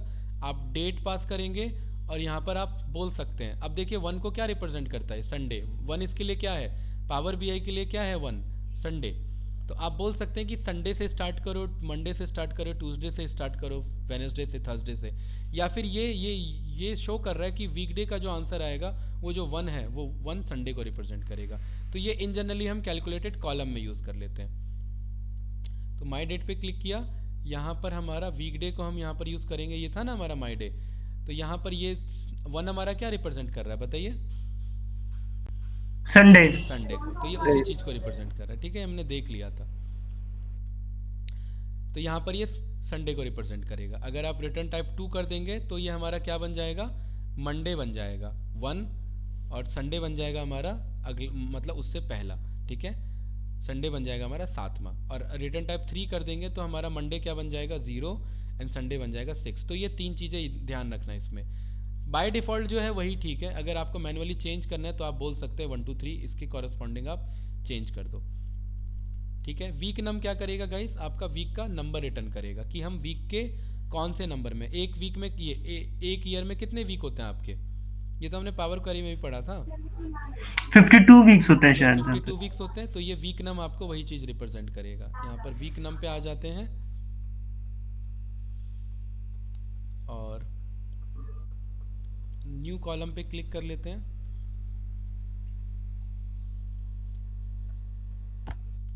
Week num is equals to week num, और हम वीक नम में कह रहे हैं डेट हमारा पिक कर लो। हमारा कहाँ है हमारा डेट? माय डेट का डेट ये रहा। तो देखिए हफ्ते का कौन सा वीक, ये हफ्ते का वीक बता रहा है, ये मतलब हफ्ते का कौन सा डे। एक हफ्ते में 7 दिन होते हैं, तो ये वीक का नंबर आपको बता रहा है। ठीक है, पहला वीक, दूसरा वीक वैसे बता रहे सर, पहला पूरे साल में से। पूरे साल के अकॉर्डिंग 52 के अकॉर्डिंग बता रहा है। तो इसमें 2016 में जो लास्ट होगा वो क्या होगा आपका? 52। ठीक है, तो ये देखिए 2016 का लास्ट आपका 53 है। 53 कैसे भाई? 53 होगा सर, 365 अच्छा, ये नहीं 52 को काउंट करोगे, 52 तो हफ्ते होते हैं ना, पहले के अकॉर्डिंग काउंट करोगे तो ठीक है। हाँ, उसके अकॉर्डिंग आपका 53 रिटर्न करेगा। अगर आपका कोई आपका वो वाला पड़ जाता है, क्या बोलते हैं आपका? 52 वीक्स 3 डेज 1 डेज ऐसे हाँ, होता है। बिल्कुल वही। अगर आपका लीप ईयर पड़ जाता है तो उस केस में ये तीसरा वीक लग जाता है ना, मतलब 52 का अगला वीक, तो ये इसलिए 53 आपको शो कर देगा। तो यहाँ पर क्योंकि एग्जैक्ट 52 नहीं होता, एक आध आगे पीछे रहता है, तो जस्ट उसी को सही होता है। देन आपका नेक्स्ट आ जाता है ईयर। ईयर तो इजी है, ईयर क्या करेगा? ईयर पार्ट रिटर्न कर देगा। और ईयर फ्रैक्शन, ये FRAC क्या है? ईयर का फ्रैक्शन। ये फ्रैक्शन रिटर्न करेगा कि आप ईयर को किस बेसिस पे कंसीडर करना चाहते हैं। फ्रैक्शन जैसे आप बोल सकते हैं कि year as a fraction consider कर लो, और वो बेसिस में काउंट होगा। जैसे कि यहाँ पर हमने बोल दिया कि फ्रैक्शन आप ये यूज़ कर लेना, वो एक्चुअली यूज़ करेगा। अगर 2 यूज़ कर लिया तो वो 360 से डिवाइड कर लेगा, 3 यूज़ कर लिया तो 365 से डिवाइड कर लेगा कि ईयर एज अ फ्रैक्शन बताओ मुझे कि 365 का ये कौन सा दिन है। और अगर चौथा यूज़ कर लिया तो ये यूरोपियन फॉर्मेट है आपका। चौथा कौन सा है? European format. उसमें आपका 360 को 30 से डिवाइड करके आपको बताएगा। तो अगर पावर BI यूरोप क्लाइंट के लिए हम बना रहे हैं और वहाँ पर हमें ये बताना है कि साल के कौन से डे पे हैं, तो उसके अकॉर्डिंग ये आपका 4th पार्ट आप एज अ बेसिस बोल सकते हैं। लेकिन इन जनरली या तो हमारा ये एक्चुअली यूज़ होगा। ठीक है, अगर US का बात करें नैस्डैक के अकॉर्डिंग, क्योंकि फिनेंशियल डेटा में चेंजेस हो जाते हैं ना थोड़े बहुत। अगर नॉर्मल रिपोर्ट बना रहे हैं तो अलग है, फिनेंशियल पर्पस से बना रहे हैं तो अलग हो जाता है। तो ये ईयर फ्रैक्शन में आप 0 से लेकर के 4 ही वैल्यू पास कर सकते हैं, इस चीज़ को ध्यान रखना। तो वो आपका ईयर का फ्रैक्शन आपको रिटर्न कर देगा, कैलकुलेट करेगा कि टोटल आपके एक साल में अगर इतने दिन होते हैं तो आप उस एक साल के कौन से दिन पे अभी मौजूद हो, फ्रैक्शन ऑफ ईयर। कोई कंफ्यूजन इसमें बताइए?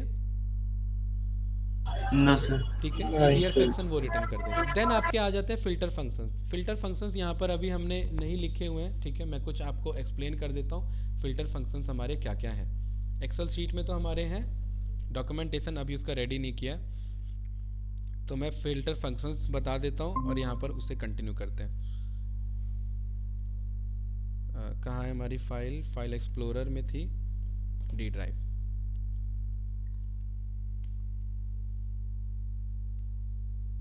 डी ड्राइव में यही था ना हमारा ऑल डेक्स function, right? Double click, particular, ये मैंने दिखाया था ना आपको गाइस, ठीक है? हाँ सर। तो हमारे दो ओवरऑल ऑलरेडी डन हो गए, दो जो हमने ऑलमोस्ट हमने कितने कर लिए भाई? 21 ये हैं और आपके 24 ये हैं, तो कितने हो जाते हैं आपके? 21 24 45, ठीक है? तो ओवरऑल आपके मतलब 50 के अप्रॉक्सीमेट आज हमारे ओवरऑल डन हो जाएंगे। और इसमें ना फिर आपके बच जाते हैं, फिल्टर फंक्शन बहुत यूज़ होता है। देन आपका बच जाता है इसमें लॉजिकल फंक्शन, सबसे ज़्यादा यूज़ होने वाले। तो इन केस अगर मैं आपको बताऊं तो लॉजिकल फंक्शन ना ओवरऑल अप्रोच में सबसे ज़्यादा यूज़ होता है, राइट? अगर जी सर। ओवरऑल की अगर हम बात करें तो एक तो लॉजिकल आपका यूज़ होगा, मैथ ट्रिग्नोमेट्री उतना यूज़ नहीं होता आपका फिल्टर फंक्शन, फिल्टर कंटेक्स्ट आपके यूज़ होते हैं, तो उसमें हम इस पर वर्क करते हैं। तो अभी मैं देखता हूँ लॉजिकल आपके बचे हुए हैं और आपके अदर तो छोटे मोटे फंक्शन है, स्टैटिस्टिकल 3-4 इसमें काम के यूज़ होते हैं। देन आपके आ जाते हैं टेक्स्ट से रिलेटेड, ये तो जैसे वन गो में वो क्लियर हो गया, ये भी हो जाएगा। और टाइम इंटेलिजेंस फंक्शन, ये तो हमें आना ही आना चाहिए, ठीक है? तो अभी क्या स्टार्ट करें, फिल्टर या लॉजिकल? ये सॉरी, हाँ, फिल्टर या लॉजिकल बताइए। लॉजिकल स्टार्ट करते हैं सर, लॉजिकल। ठीक है, एक बार लॉजिकल को देख लेते हैं क्योंकि ये थोड़ा यूज़ होना चाहिए हमारा, राइट? तो लॉजिकल में सबसे पहला फंक्शन है हमारा एंड। भाई आप लोगों ने पाइथन तो पढ़ा ही हुआ है, इसमें ज़्यादा तो कुछ है नहीं। अगर नहीं भी पढ़ा हुआ है तो एंड का मतलब क्या होता है? सारे कंडीशन सेटिस्फाई होने चाहिए तभी वर्क करेगा, यस या नो? तो एंड के थ्रू हम यहाँ पर कर लेंगे, एक्सप्रेशन अपना पास कर लेंगे। लेकिन क्या विदाउट इफ एल्स के एंड हम यूज कर सकते हैं? एंड का फायदा क्या है? मल्टीपल कंडीशन लगाना, और जब इफ एल्स में एक कंडीशन लगाना सीखेंगे तभी तो मल्टीपल लगा पाएंगे, यस या नो? तो पहले इफ से स्टार्ट करते हैं, क्योंकि इफ लगाएंगे तभी एंड का यूज कर पाएंगे, राइट? तो लॉजिकल फंक्शन इफ से स्टार्ट करते हैं और ये भी हम ऐड करते हुए चलते हैं उसी में। चलिए ये मैं खुद बाद में ऐड कर लूँगा। और पहला है हमारा इफ फंक्शन, और इफ को एज अ यूज़ करते हैं कैलकुलेटेड, यहाँ पर इस पे आ जाते हैं अपने डेटा सेट में। ये रहा मेरा ऑर्डर, मैं यहाँ पर एक बेसिक सा अप्रोच लेता हूँ। मैं बोलता हूँ कि इफ़ अगर मेरा प्रॉफिट, एक बेसिक अप्रोच, एक प्रॉफिट अगर मेरा पर्टिकुलरली, या फिर ये शिपमेंट डिलेज, कि शिपमेंट डिलेज अगर मेरा लेस देन 2 है तो लो, और अगर शिपमेंट डिलेज आपका ग्रेटर देन 2 है तो मेरा हाई। तो यहाँ पर एज अ मैं न्यू कॉलम बनाऊंगा। और ध्यान रखना गाइस, अभी बस ये समझाने के लिए न्यू कॉलम बना रहा हूँ। इन जनरली हम न्यू कॉलम अवॉइड करते हैं जब कंपनी में एक्चुअली में काम करते हैं, क्लियर? तो यहाँ पर हमने बोल दिया शिपमेंट रिमार्क्स, और यहाँ पर बोल दिया इफ जैसे यूज़ करेंगे, ये कह रहा है लॉजिकल टेस्ट, कि क्या है लॉजिकल टेस्ट? तो हमने बोल दिया लॉजिकल टेस्ट है मेरा कि शिपमेंट डिलेज, कहाँ है मेरा शिपमेंट डिलेज? इन क्या है, जस्ट ये रहा। अगर ये आपका लेस देन, आपका पर्टिकुलरली क्या है 2, तो अगर ये कंडीशन ट्रू होती है तो मुझे क्या लिख देना है यहाँ पर? लो शिपमेंट डिलेज, ठीक है? और अगर मेरा ये कंडीशन फॉल्स हो जाता है, यानी कि कोई वैल्यू 2 से ज़्यादा है, तो उस केस में मुझे क्या लिख देना है? High shipment delays. आप लोगों ने एक्सेल में तो ये तो बेसिक पढ़ा ही होगा ना? हाँ सर। एक्सेल पे कमांड किन किन का है? सभी का? सभी का सर। क्या चीज? हाँ सर, एक्सेल पे तो लगभग सबका कमांड रहता ही है। नहीं भाई, सबका कहाँ रहता है? जो काम करते हैं उन्हीं का रहता है। हाँ भाई। कंपनी पर्सपेक्टिव का एक्सेल अलग होता है, एक होता है डेली बेसिस में एक्सेल यूज करना, वो अलग होता है।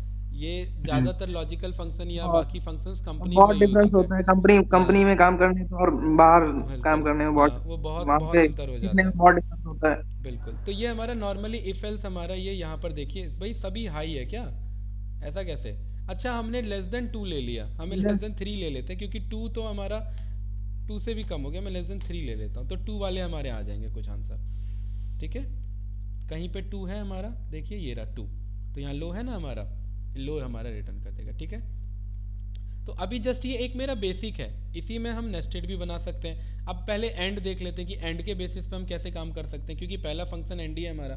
तो एंड कहता है मल्टीपल कंडीशन, और मल्टीपल कंडीशन आप यहाँ पर पास करो, और अगर सारे ट्रू हैं तो ये यहाँ बता देंगे, सारे फॉल्स है तो वहाँ बता देंगे। ठीक है, उसके अकॉर्डिंग काम कर सकते हैं। तो क्या लिखें बताइए, यहाँ पर ना अब ये जो एक कंडीशन है ये अब मेरा हट जाएगा, अब यहाँ पर आएगा एंड, और एंड में मुझे बीच में बताना है कि एंड मुझे एक्चुअली क्या कराना है। अगर आप जस्ट इस एंड फंक्शन को चेक करो तो देखो क्या कह रहा है, लॉजिकल 1 लॉजिकल 2, तो ये मेरा काइंड ऑफ नेस्टेड बना कि नहीं बना, मल्टीपल, ये सारे मैच होने चाहिए। ठीक है, तो ये कैसे होगा बताओ, क्या मैं ये एंड में बोलूं, जो मैं अभी ये हमने बोलना चाहता हूँ, कंडीशन कट की है ना उसको पेस्ट कर देंगे। पहले तो शिपमेंट का ही ले लेते हैं कि शिपमेंट डिलेज अगर मेरा 3 से कम है, एक तो ये कंडीशन, और एक और मैं ले लेता हूँ कि अगर प्रॉफिट भी कम है तो लो माने एक्चुअली में, यस या नो, या कुछ और बताएं, बताओ।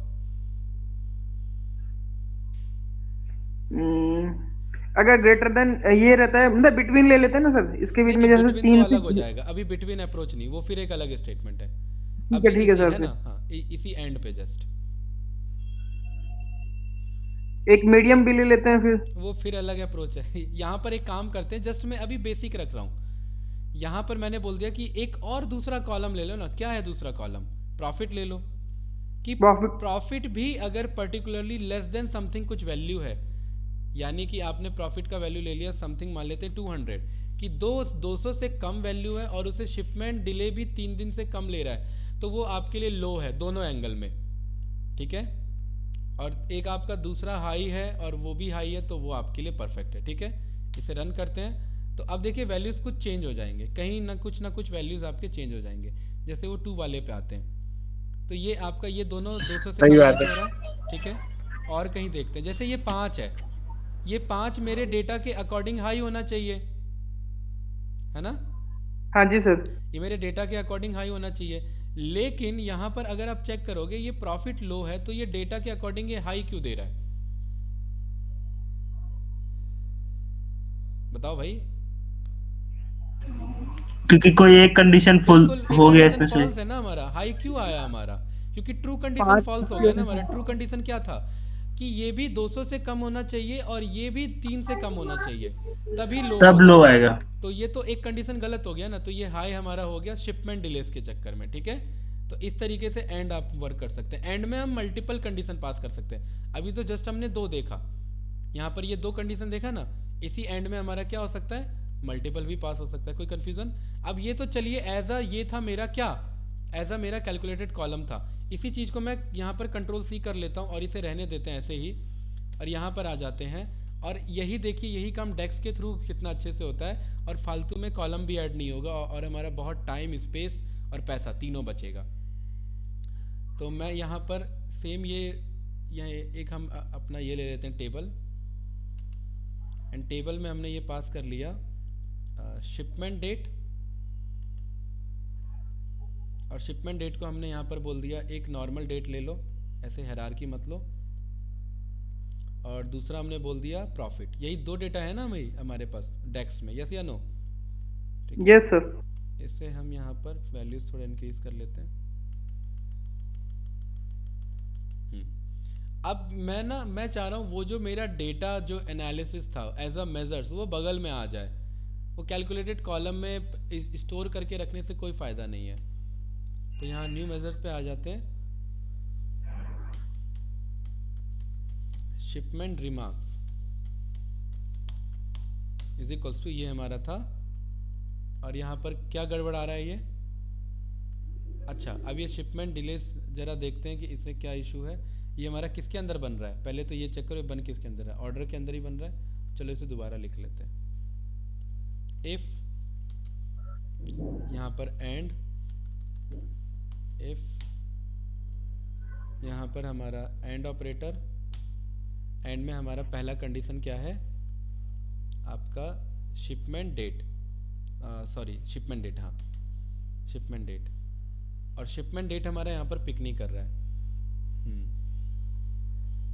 क्योंकि पर्टिकुलरली ये जो हमारा रीज़न आ रहा है इसके पीछे, एज अ डेक्स में हमें अगर सारे टेबल को शो कराना है तो टेबल के करस्पॉन्डिंग ये काम करना चाहिए, और टेबल हमारा यहाँ पर पिक है नहीं, और वो हमारा होगा पर्टिकुलरली जब हम टेबल फंक्शन के थ्रू इसे टेबल को बुलाएंगे। यहाँ पर हमारा एज अ मेजर्स अभी नहीं बनेगा वो। तो यहाँ पर मैं इसे अभी कहता हूँ कि एक काम करो, इसके लिए ना हमें शिपमेंट डेट का एक अलग से कैलकुलेटेड मेजर्स बनाना पड़ेगा, तब वो मेजर्स को पिक करेगा। तो एक काम करते हैं, 3-4 मेजर बना लेते हैं। एक मेजर बनाते हैं जिसमें हमारा डेट है बस। तो मैं बोल रहा हूँ ship date is equals to date value, और डेट वैल्यू किसका, ऑर्डर्स का, शिप का। ऑर्डर्स में आपका शिप डेट आ रहा है, डेट ऑर्डर डेटा पिक क्यों नहीं कर रहा है हमारा। एक तो डेट वैल्यू है, डेट वैल्यू हमारा डेट आना चाहिए, क्वार्टर डेट मैनुअली लिखना पड़ेगा क्या मुझे, ORDERS ऑर्डर्स 1, और ऑर्डर्स 1 में हमारा ये डेट पार्ट इसे पिक करना चाहिए, order date order date, date part order date. और ये डेट पार्ट हमारा क्या है, 1 मिनट में इसी को पिक करता हूँ, डेट पार्ट ऑर्डर डेट। और पहले ये देख लेते हैं हमारा डेट वैल्यू है क्या। ठीक है, हमारा डेट वैल्यू शिप डेट के नाम से ना ये रहा,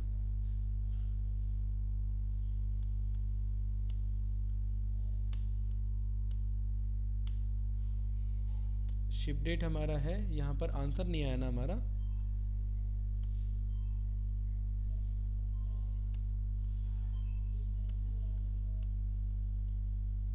सर उसमें कोई वैल्यू नहीं आया है, शिप डेट आ गया है टेबल में। चेक कर रहा हूँ मैं, इसमें वैल्यू क्यों नहीं है हमारा।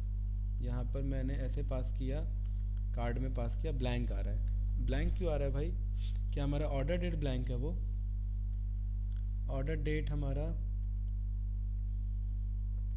1 मिनट, ओके ऑर्डर डेट हमने यहाँ से लिया था, नहीं डेट पार्ट हमने लिया था ना, ये रहा ये डेट पार्ट हमारा कार्ड में। हाँ एक्चुअली यही हमारा ब्लैंक है, और यही ब्लैंक है, तो इस चक्कर में वो हमारा देख रहे हैं, ये डेट पार्ट हमारा डेक्स बना नहीं था राइट, इसलिए इस चक्कर में ये ब्लैंक है, तो हमारा वो ब्लैंक हो गया। कोई नहीं, मैं इसे हटा देता हूँ, तभी मेरे को आंसर क्यों नहीं आ रहा है हमारा। डिलीट फ्रॉम मॉडल,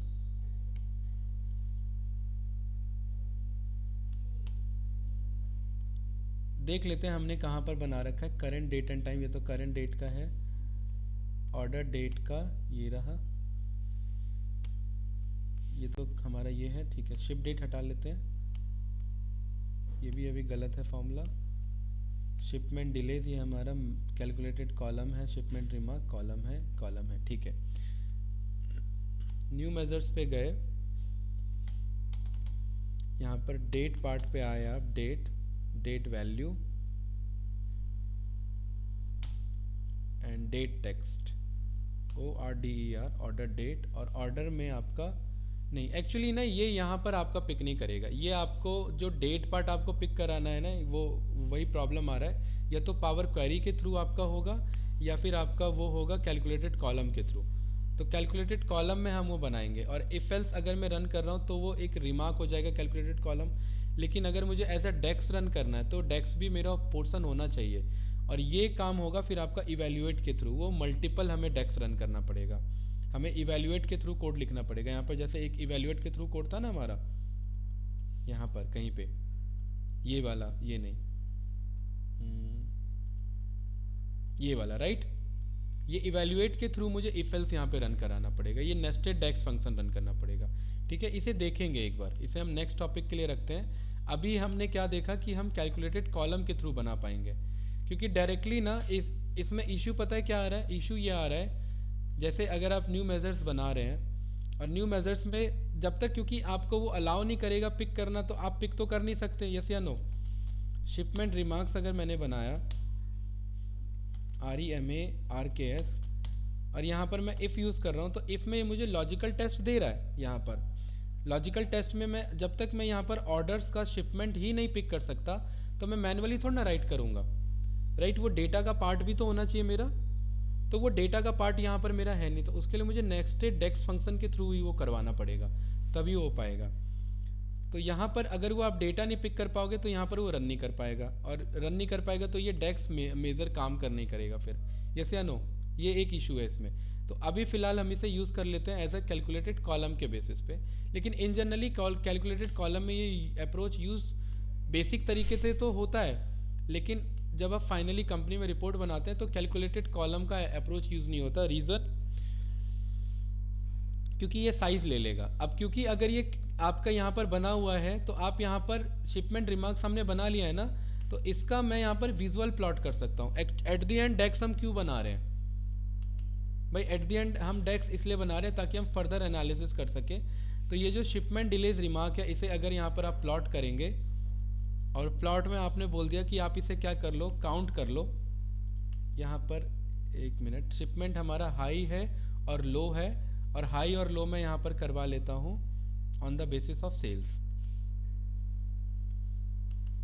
और इसे टेबुलर डेटा में हम पास कर लेते हैं। तो ये हाई का सेल्स और लो का सेल्स, ये आपका दोनों ये एक एज अ रिमार्क आपको दे दिया। इसे अगर मैं विजुअल्स में कन्वर्ट करता हूँ तो विजुअल्स में नहीं पिक हो रहा है ना, एक मिनट, इसे हम बोल देते हैं एक्स को मेरा यहाँ पर ले आए, काउंट नहीं, यहाँ पर बेसिक काउंट डिस्टिंक्ट, दो डेटा में भी हमारा नहीं आया, काउंट डिस्टिंक्ट में हमारा नहीं, वो तो काउंट हो जाएगा ना। शिपमेंट डिलेज हमारा शो वैल्यूज एज, ये तो अलग हो जाएगा, नो, इसको आपको सेल्स अगर आपने ये पास करा दिया और वो अगर मुझे as a textual data pass कराना है, ठीक है, तो यहाँ पर ये हम यूज़ कर सकते हैं। सर रिमार्क्स को एक्स एक्सिस में डाल दीजिए तो नहीं, वो काउंट हो जा डिस्टिंक्ट रहा है, वैल्यू। एक्चुअली वो काउंट हो जा रहा है। जैसे ये शिपमेंट रिमार्क्स है ना हमारा, यहाँ पर टेबल में तो शो हो रहा है मेरा शिपमेंट रिमार्क्स, ये बेसिक, ठीक है। लेकिन अगर आप इसे विजुअल में कन्वर्ट करेंगे, यहाँ पर जैसे क्लस्टर्ड कॉलम लिया, एक्स एक्सिस पे ही हो गया और वाई एक्सिस पे, हाँ ठीक है। तो गलती क्या हो रही थी, ये हमारा ये एक्स में जा रहा था क्या? आप शिपमेंट रिमार्क्स को वाई एक्सिस ओके में ओके ले ओके, हाँ ये ले गलती रहे हो रही थे। थी, ठीक है, इसलिए हमारा गलत आ रहा था। तो एक्चुअली इस तरीके से हम ये फिर एनालिसिस कर सकते हैं। वही मैं सोचूं आ क्यों नहीं रहा है हमारा। तो हाई और लो हमारा ये मिल गया कि पर्टिकुलरली शिपमेंट के रिमार्क्स के अकॉर्डिंग कौन से शिपमेंट मेरे हाईज थे एंड कौन से शिपमेंट मेरे लोज थे। लेकिन ये डेटा अगर मैं ये डेटा अभी मेरे पास नहीं था अगर मैं डेक्स नहीं रन करता। विदाउट डेक्स क्या ये आप डेटा मंगा सकते हो कि कौन से शिपमेंट हाईज हैं कौन से शिपमेंट लोज हैं आपके, बताइए। No sir. नहीं, तो ये पर्टिकुलरली डेक्स आपको यही फर्दर एनालिसिस में हेल्प करता है कि आप इसके बेसिस पे वर्क कर सकते हैं, राइट। ओवरऑल अगर मैं अप्रोच इसका बताऊं तो ठीक है। सेकंड आपका और कौन सा फंक्शन है लॉजिकल में? सेकंड आपका आ जाता है, ये आपके बिटवाइज है, बिटवाइज वाले हम देखेंगे, ठीक है, बिटवाइज का अभी का नहीं है। एक इसमें आ जाता है इफ तो देखा ही है अभी हमने, नॉट का अलग हो जाता है, स्विच का। स्विच एक बढ़िया फंक्शन है इसमें, ठीक है। ये बिट वाले देखेंगे, बिट का अभी एक्चुअली डेटा नहीं है हम पे बिट के वाइज, तो इसलिए इसका कोई फ़ायदा नहीं है। स्विच केस आप लोगों ने पढ़ा होगा, MySQL जिन ने पढ़ा हुआ है डिटेल में, खाली MySQL तो नहीं पढ़ा होगा ना आपने MySQL में? नहीं सर, स्विच हाँ। नहीं पढ़ा है मैंने कोई। ओके, स्विच आपका पर्टिकुलरली ना स्विच एंड केस, आप यहाँ पर मल्टीपल स्विच केस आप बना सकते हैं कि अगर मेरा पर्टिकुलरली ऐसा स्टेटमेंट आता है तो उसे ये कंसीडर करो, अगर ऐसा स्टेटमेंट आता है तो इसे ये कंसीडर करो, अगर ऐसा स्टेटमेंट आता है तो इसे ये कंसीडर करो। वो आप ये बताएंगे कि पहला क्या पिक करना है और दूसरा क्या पिक करना है, ठीक है। जैसे कि एक मेरे पास चैलेंज है इधर, ध्यान से देखना कि मैं इधर आ गया टेबल व्यू पे और यहाँ पर हम माई डेट पे आ गए। इस माई डेट में हमें पता है कि मैं मंथ नेम निकाल सकता हूँ न्यू कॉलम के थ्रू, यस या नो, या फिर मैं अपने टेबल पे ही आ जाता हूँ, ऑर्डर टेबल पे आ जाते हैं इधर। और यहाँ पर हमारे पास एक मंथ नेम अगर हमें निकालना है, ठीक है, तो मंथ नेम के लिए मैं कह रहा हूँ कि as a switch case use करना। न्यू कॉलम पे आ जाओ, सबसे पहले आप मंथ चेक करो, तो ये मंथ में देखो क्या करता है। यहाँ मैंने मंथ लिखा और इधर मैंने मंथ पास किया, तो तो मंथ में मुझे बता रहा है month, previous, end of month और समथिंग, आप ऐसा कुछ यहाँ पर पार्ट कर सकते हैं। अगर मैं मंथ फंक्शन को यूज़ करूँ तो मैं डेट यूज़ कर सकता हूँ। मैंने बोला शिप डेट को पिक कर लो, शिप डेट को, ये रहा, तो ये मुझे मंथ रिटर्न कर देगा। लेकिन ये तो जनवरी फरवरी की वजह क्या रिटर्न कर रहा है ये 1 2 3। अगर आपको जी जैन सर। चाहिए हो तो उस केस में क्या करोगे फिर, बताओ। नहीं पता। इफ एल्स, भाई एक्सेल में तो देखा होगा, इफ एल्स लिखने पड़ जाएंगे नेस्टेड, तो उसमें नेस्टेड इफ एल्स के थ्रू यहाँ पर हम स्विच केस के थ्रू यहाँ पर काम करते हैं। स्विच केस भी वही काम कराता है। आप यहाँ पर बोलेंगे कि मुझे मंथ नेम चाहिए, MONTH, month name is equal to switch function use करेंगे, SWITCH। स्विच फंक्शन में आपको एक्सप्रेशन बताना है कि क्या होना चाहिए, एंड देन वैल्यू बताना है। एक्सप्रेशन यानी कि क्या पिक करना है। फॉर एग्जांपल मैंने बोल दिया मंथ पिक करना है, और मंथ मेरा क्या है, मेरे डेटा का नाम है मंथ, ये रहा ऑर्डर का मंथ, इसको। और क्या करना है कि वैल्यू 1 क्या होना चाहिए, वैल्यू 2 क्या होना चाहिए, वैल्यू 3 क्या होना चाहिए, रिजल्ट क्या होना चाहिए। हाँ सर समझ गए। समझ गए क्या? 1 का जनवरी, 2 का फरवरी, ऐसे ऐसे कॉमा करके लिख देंगे 12 बार, उसके बाद उसको पास कर देंगे। हाँ, उसके अकॉर्डिंग हम यहाँ पे कर सकते हैं। बहुत बढ़िया भाई, एक्सेल में किया हुआ है क्या? नहीं सर, अभी आपने बोला ना तो गेस किया। हाँ ठीक है, उसके अकॉर्डिंग यहाँ क्या लिखा है, वैल्यू 1 कॉमा, देखिए क्या लिखा है इधर, वैल्यू 1 कॉमा Result रिजल्ट 1, कि अगर वैल्यू 1 आती है तो उसे मैं क्या समझूंगा, बताओ। जनवरी। उसे मैं जनवरी समझूंगा। अब ऐसी यहाँ पर आप लिए, ये थोड़ा सा हेक्टिक हो जाएगा, यस या नो, लेकिन ये तो जस्ट एक मैं आइडिया दे रहा हूँ। कभी कभार प्रॉफिट के केस में भी ये करा सकते थे। एक्सप्रेशन में बोल सकता था ना मल्टीपल, कि अगर प्रॉफिट इस रेंज में आता है तो मेरा ये पास हो जाए, प्रॉफिट उस रेंज में आता है तो मेरा ये पास हो जाए, तो वो भी हम कर सकते थे। मल्टीपल रिमार्क हम यहाँ पर दे सकते हैं। तो नेस्टेड इफ एल से ये हमें बचा देता है। ये जस्ट ये बताता है कि क्या स्विच करना है, क्या रिजल्ट होना चाहिए। अगर 2 आए तो हम क्या बोल सकते हैं इधर, फरवरी। फेब्रवरी, 2 के केस में फेब्रवरी। और मैं फाइनली छोड़ देता हूँ, ठीक है ना, वैल्यू 3, वैल्यू 4, वैल्यू 5, वैल्यू 6, मैं फाइनली यहाँ पे छोड़ देता हूँ कि यार अभी मैं लिखना नहीं चाहता, मैं बस जनफेब शो कर रहा हूँ। मैं फाइनली यहाँ पर क्या लिख दूँ, डोंट नो, ठीक है। दोनों। क्योंकि अभी तो उतना तो हम एक्सपेरिमेंट करेंगे नहीं कि जनवरी फरवरी मार्च अप्रैल मई जून जुलाई अगस्त सारा लिखने रहे। ये तो आपको आइडिया लग गया ना कि फर्स्ट जन लिख सकते हैं, सेकंड फेब, ऐसे ही फिर 3rd मार्च लिख सकते हैं। भाई बाकी कैंडिडेट्स यस या नो सभी बताइए। Yes sir. ठीक है, उसके अकॉर्डिंग ये कर सकते हैं। तो यहाँ पर हम ये बोल देंगे, लास्ट का क्या हो जाएगा, डोंट नो। लास्ट में भी कहेगा कि वैल्यूज क्या रखना है, लेकिन वो ट्रू और फॉल्स नहीं बताना, डायरेक्ट बोल देना डोंट नो। तो यहाँ पर जो जनवरी था वो जनवरी हो जाएगा, जो फेब्रवरी था फेब्रवरी हो जाएगा। देखिए छठा क्या हो गया, डोंट नो, ये हो गया जनवरी, ये हो गया फेब्रवरी। तो ये एक इंटरव्यू का भी क्वेश्चन रह चुका है कि स्विच केस का यूज़ करके बताइए। अब जैसे कि फॉर एग्जांपल मैंने आपको बोला कि मेरे पास ना एक छोटा सा आ जाते हैं इधर, आप लोग इसमें बताना मुझे। एक मेरे पे डेटा है, मैं नॉर्मली डेटा एंटर कर लेता हूँ इधर। यहाँ पर लिखा है डेट ऑफ बर्थ, ठीक है। और इस डेट ऑफ बर्थ में कोई मैंने नॉर्मली डेट डाल दिया। एक बंदे का जन्म हुआ 12/10/1992, एक का हुआ है आपका 14/1/1996, और एक आपका हुआ है 15/10/2000, एक आपका हुआ है 28/11/2012, और एक है आपका 20/10/2020, समथिंग दिस। इस टेबल का नाम हमने कर दिया DOB टेबल। क्या हो गया, क्या दिक्कत बता रहा है? अच्छा कुछ दिक्कत नहीं है। कहाँ है हमारा DOB टेबल, ये रहा, इस पे आ जाते हैं, ठीक है। अब मैं न्यू कॉलम यहाँ पर चाह रहा हूँ। अब मुझे बताओ स्विच केस का यूज़ करके मेरा क्या केस में केस हो सकता है। मैं ये पूछना चाह रहा हूँ, अरे यार ये गलत हो गया इधर, ये तो एक गलत वैल्यू है हमारा, है ना, ये तो गलत हो गया ना। चलिए इसे भी मैनेज करेंगे। अभी मैं न्यू कॉलम कह रहा हूँ, मैं ये कह रहा हूँ कि जिनका डेट आपका, क्योंकि अभी इसे मुझे हटाने के लिए पावर क्वेरी जाना पड़ेगा, मैं कह रहा हूँ जिनका डेट 2000 से नीचे है उनका क्या आ जाए,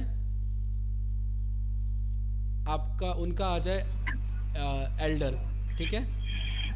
एल्डर हो जाए या एजेड लिखा आ जाए, या जिनका 2000 से 2012 के बीच में वो हो जाए आपके मीडियम, और 2012 के बाद वाले आपके क्या हो जाए यंगर, ऐसा कुछ। ये 3 कंडीशन बनी ना हमारी। जी सर। अब हुआ क्या है कि ये वाला हमसे गलत पास हो गया है अभी फिल करते वक्त। तो एज रिमार्क्स, तो बताइए क्या बनेगा मेरा स्विच। स्विच हाँ। ईयर निकालेंगे उसमें से, हम्म। एक्सपेक्ट डेट ऑफ बर्थ में से ईयर निकालना पड़ेगा ना सर। हाँ ईयर, बिल्कुल ईयर। तो ईयर हमने यूज किया, ईयर किस में, डीओबी के डेट, डीओबी पे, ठीक है। ठीक है, देन कॉमा, कॉमा, बिटवीन लगाना पड़ेगा sir, between 1992 and between, BET आपका, ये तो डेट्स बिटवीन का है, ये अलग फंक्शन है, ठीक है। इसमें पूरा पास करना पड़ेगा आपको, फिर इसको डेट्स बिटवीन में पूरा आपको बताना पड़ेगा कि कौन सा डेट है। ये दोनों हाँ। ये एक अलग फंक्शन है, अभी ये मैंने बताया नहीं आपको, फिर ये अभी पहले बताना पड़ेगा, सोचो थोड़ा सा। कॉमा वैल्यू देंगे ना सर, नंबर देंगे, नंबर। क्या नंबर देंगे इधर, जो वही तो कह रहा हूँ। इफ क्या देंगे यहाँ पर, क्या लिखेंगे। इफ की कंडीशन में हम लिखेंगे जो हमने रेंज पास करनी थी अभी, कि भाई इससे बीच का इतना आ जाना चाहिए। क्या और यहाँ पर मैं इफ लिखूं या फिर क्या लिखूं, मैं यहाँ पर क्या लिखूं इफ ही जैसे। होगा सर, इफ होगा। नहीं, यहाँ पर मैं वैल्यूज को कैसे एक्सप्लेन करूं, जैसे अगर मैंने बोला कि 1992 से ये 2000 से पहले वाले क्या होने चाहिए मेरे, जो भी है एल्डर एजेड जो भी। सर इन्वर्टेड कॉमर्स के अंदर नहीं डाल सकते हैं कि टेक्स्ट, नहीं ये तो वैल्यू फर्स्ट बोल रहे हैं। हाँ वैल्यू कह रहे हैं ना फर्स्ट। हाँ यहाँ पर अगर आपका बेसिक एक्सप्रेशन होता है, ये उससे थोड़ा अलग है जो अभी हमने किया है ना। वो तो नॉर्मल वैल्यू जी। चेक करता है कि अगर ऐसा वैल्यू है तो ये कर दे, वैसा वैल्यू है तो वो कर दे। अगर हम यहाँ पर इफ़ यूज़ करें और यहाँ पर हम क्योंकि इफ़ मुझे पता है इफ़ फाइनली क्या देगा, ट्रू या फॉल्स के बेसिस पे वैल्यू देगा, तो मैं यहाँ पर क्या बोल सकता हूँ लॉजिकल टेस्ट में कि पहला आपका डेट लेस देन, सर तो डीओबी का, ठीक है, डीओबी का आपका डेट अगर लेस देन है किससे, तो ये 1 जनवरी 2000, 1 जनवरी 2000 से, तो यहाँ पर मैंने बोल दिया एक हाइफन 1 हाइफन हाइफन 01 और 2000 से समथिंग दिस 0101। तो उस केस में मुझे क्या रिटर्न करें, सर 200 कर दिए 2000 की 200 जगह। कर दिए हैं, यही गलती उधर भी हो गया था, है ना। उस केस में क्या रिटर्न करे मुझे ये, इस केस में रिटर्न करे एल्डर। लेकिन ये तो मल्टीपल केसेस बन जाएगा ना हमारा, स्विच के थ्रू ये हमारा मल्टीपल बन जा रहा है। उस केस में एल्डर अगर ये हम लिख देते हैं और बाकी के लिए हम ब्लैंक लेकिन एंड कंडीशन पास करके भी कर सकते हैं तो इसमें, वो दो तो फिर कंडीशन if पास से, कर देंगे हाँ end ये में। फिर ना देखो, ये ना स्विच का केस बन नहीं रहा है फिर हमारा, ये ना हमारा हाँ, ये ये हमारा switch का इफ case एल्स नहीं का ही बन रहा। केस बन रहा है, और इफ एल्स में हाँ। नेस्टेड इफ एल्स का बन रहा है। क्योंकि अगर हम स्विच में इफ ही यूज कर रहे हैं तो फिर फायदा क्या है हमारा, बात बात ये तो हो जा सही रही है है सर। ना, बात तो ये हो जा रही है, फिर तो घुमा फिरा के कान पकड़ने वाली बात हुई। तो ये वाला जो केस बन रहा है ना इफ एल्स के ही थ्रू बन रहा है, तो इफ एल्स के थ्रू हम इसे सॉल्व कर सकते हैं, नेस्टेड इफ एल्स के थ्रू। उसमें मल्टीपल आपका और कंडीशंस के बेसिस पे हम करवा सकते हैं। चलो इसमें ये हम देखेंगे इसे। एक हमारा आ जाता है इन ऑपरेटर वाला, अगर मैं मेंबरशिप का इसी के बेसिस पे बताऊं, जैसे कि यहाँ पर फॉर एग्जांपल हमने ये पास कर लिया आपका सब कैटेगरी, और सब कैटेगरी के बेसिस पे मैंने सेल्स पास कर दिया, एंड मैं एक्सपेक्ट कर रहा हूँ कि मुझे ना 2 ही सब कैटेगरी का सेल्स चाहिए, लेकिन मैं स्लाइसर यूज नहीं करना चाह रहा, ठीक है। और वो 2 सब कैटेगरी हैं मेरे आपके बाइंडर्स, ये आपका आर्ट और चेयर्स, मैं जस्ट ये चाह रहा हूँ। तो न्यू मेजर्स पे फॉर एग्जांपल गए और यहाँ मैंने बोल दिया सेल्स टू सब, यानी दो सब कैटेगरी का सेल्स, ठीक है। तो यहाँ पर हमने सम एक्स फंक्शन पढ़ा था, ठीक है, लेकिन एक्चुअली वो आपका कैसे काम करेगा ध्यान से देखना। इसमें आप बोलोगे कि एक्सप्रेशन हम पास कर सकते हैं, लेकिन एक हमारा फंक्शन आ जाता है कैलकुलेट फंक्शन, और ये कैलकुलेट फंक्शन में हम पास कर सकते हैं। मैं बोलूँगा कैलकुलेट में हमें क्या करना है, सम करना है, किसका, सेल्स का, ये पहला काम हो गया।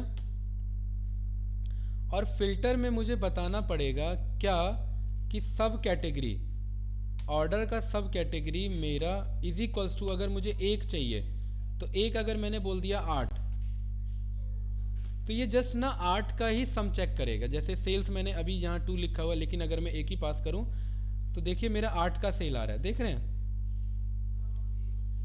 देखिए जो 8 का सेल है बस वही आंसर आ रहा है, यस या नो पूरे में?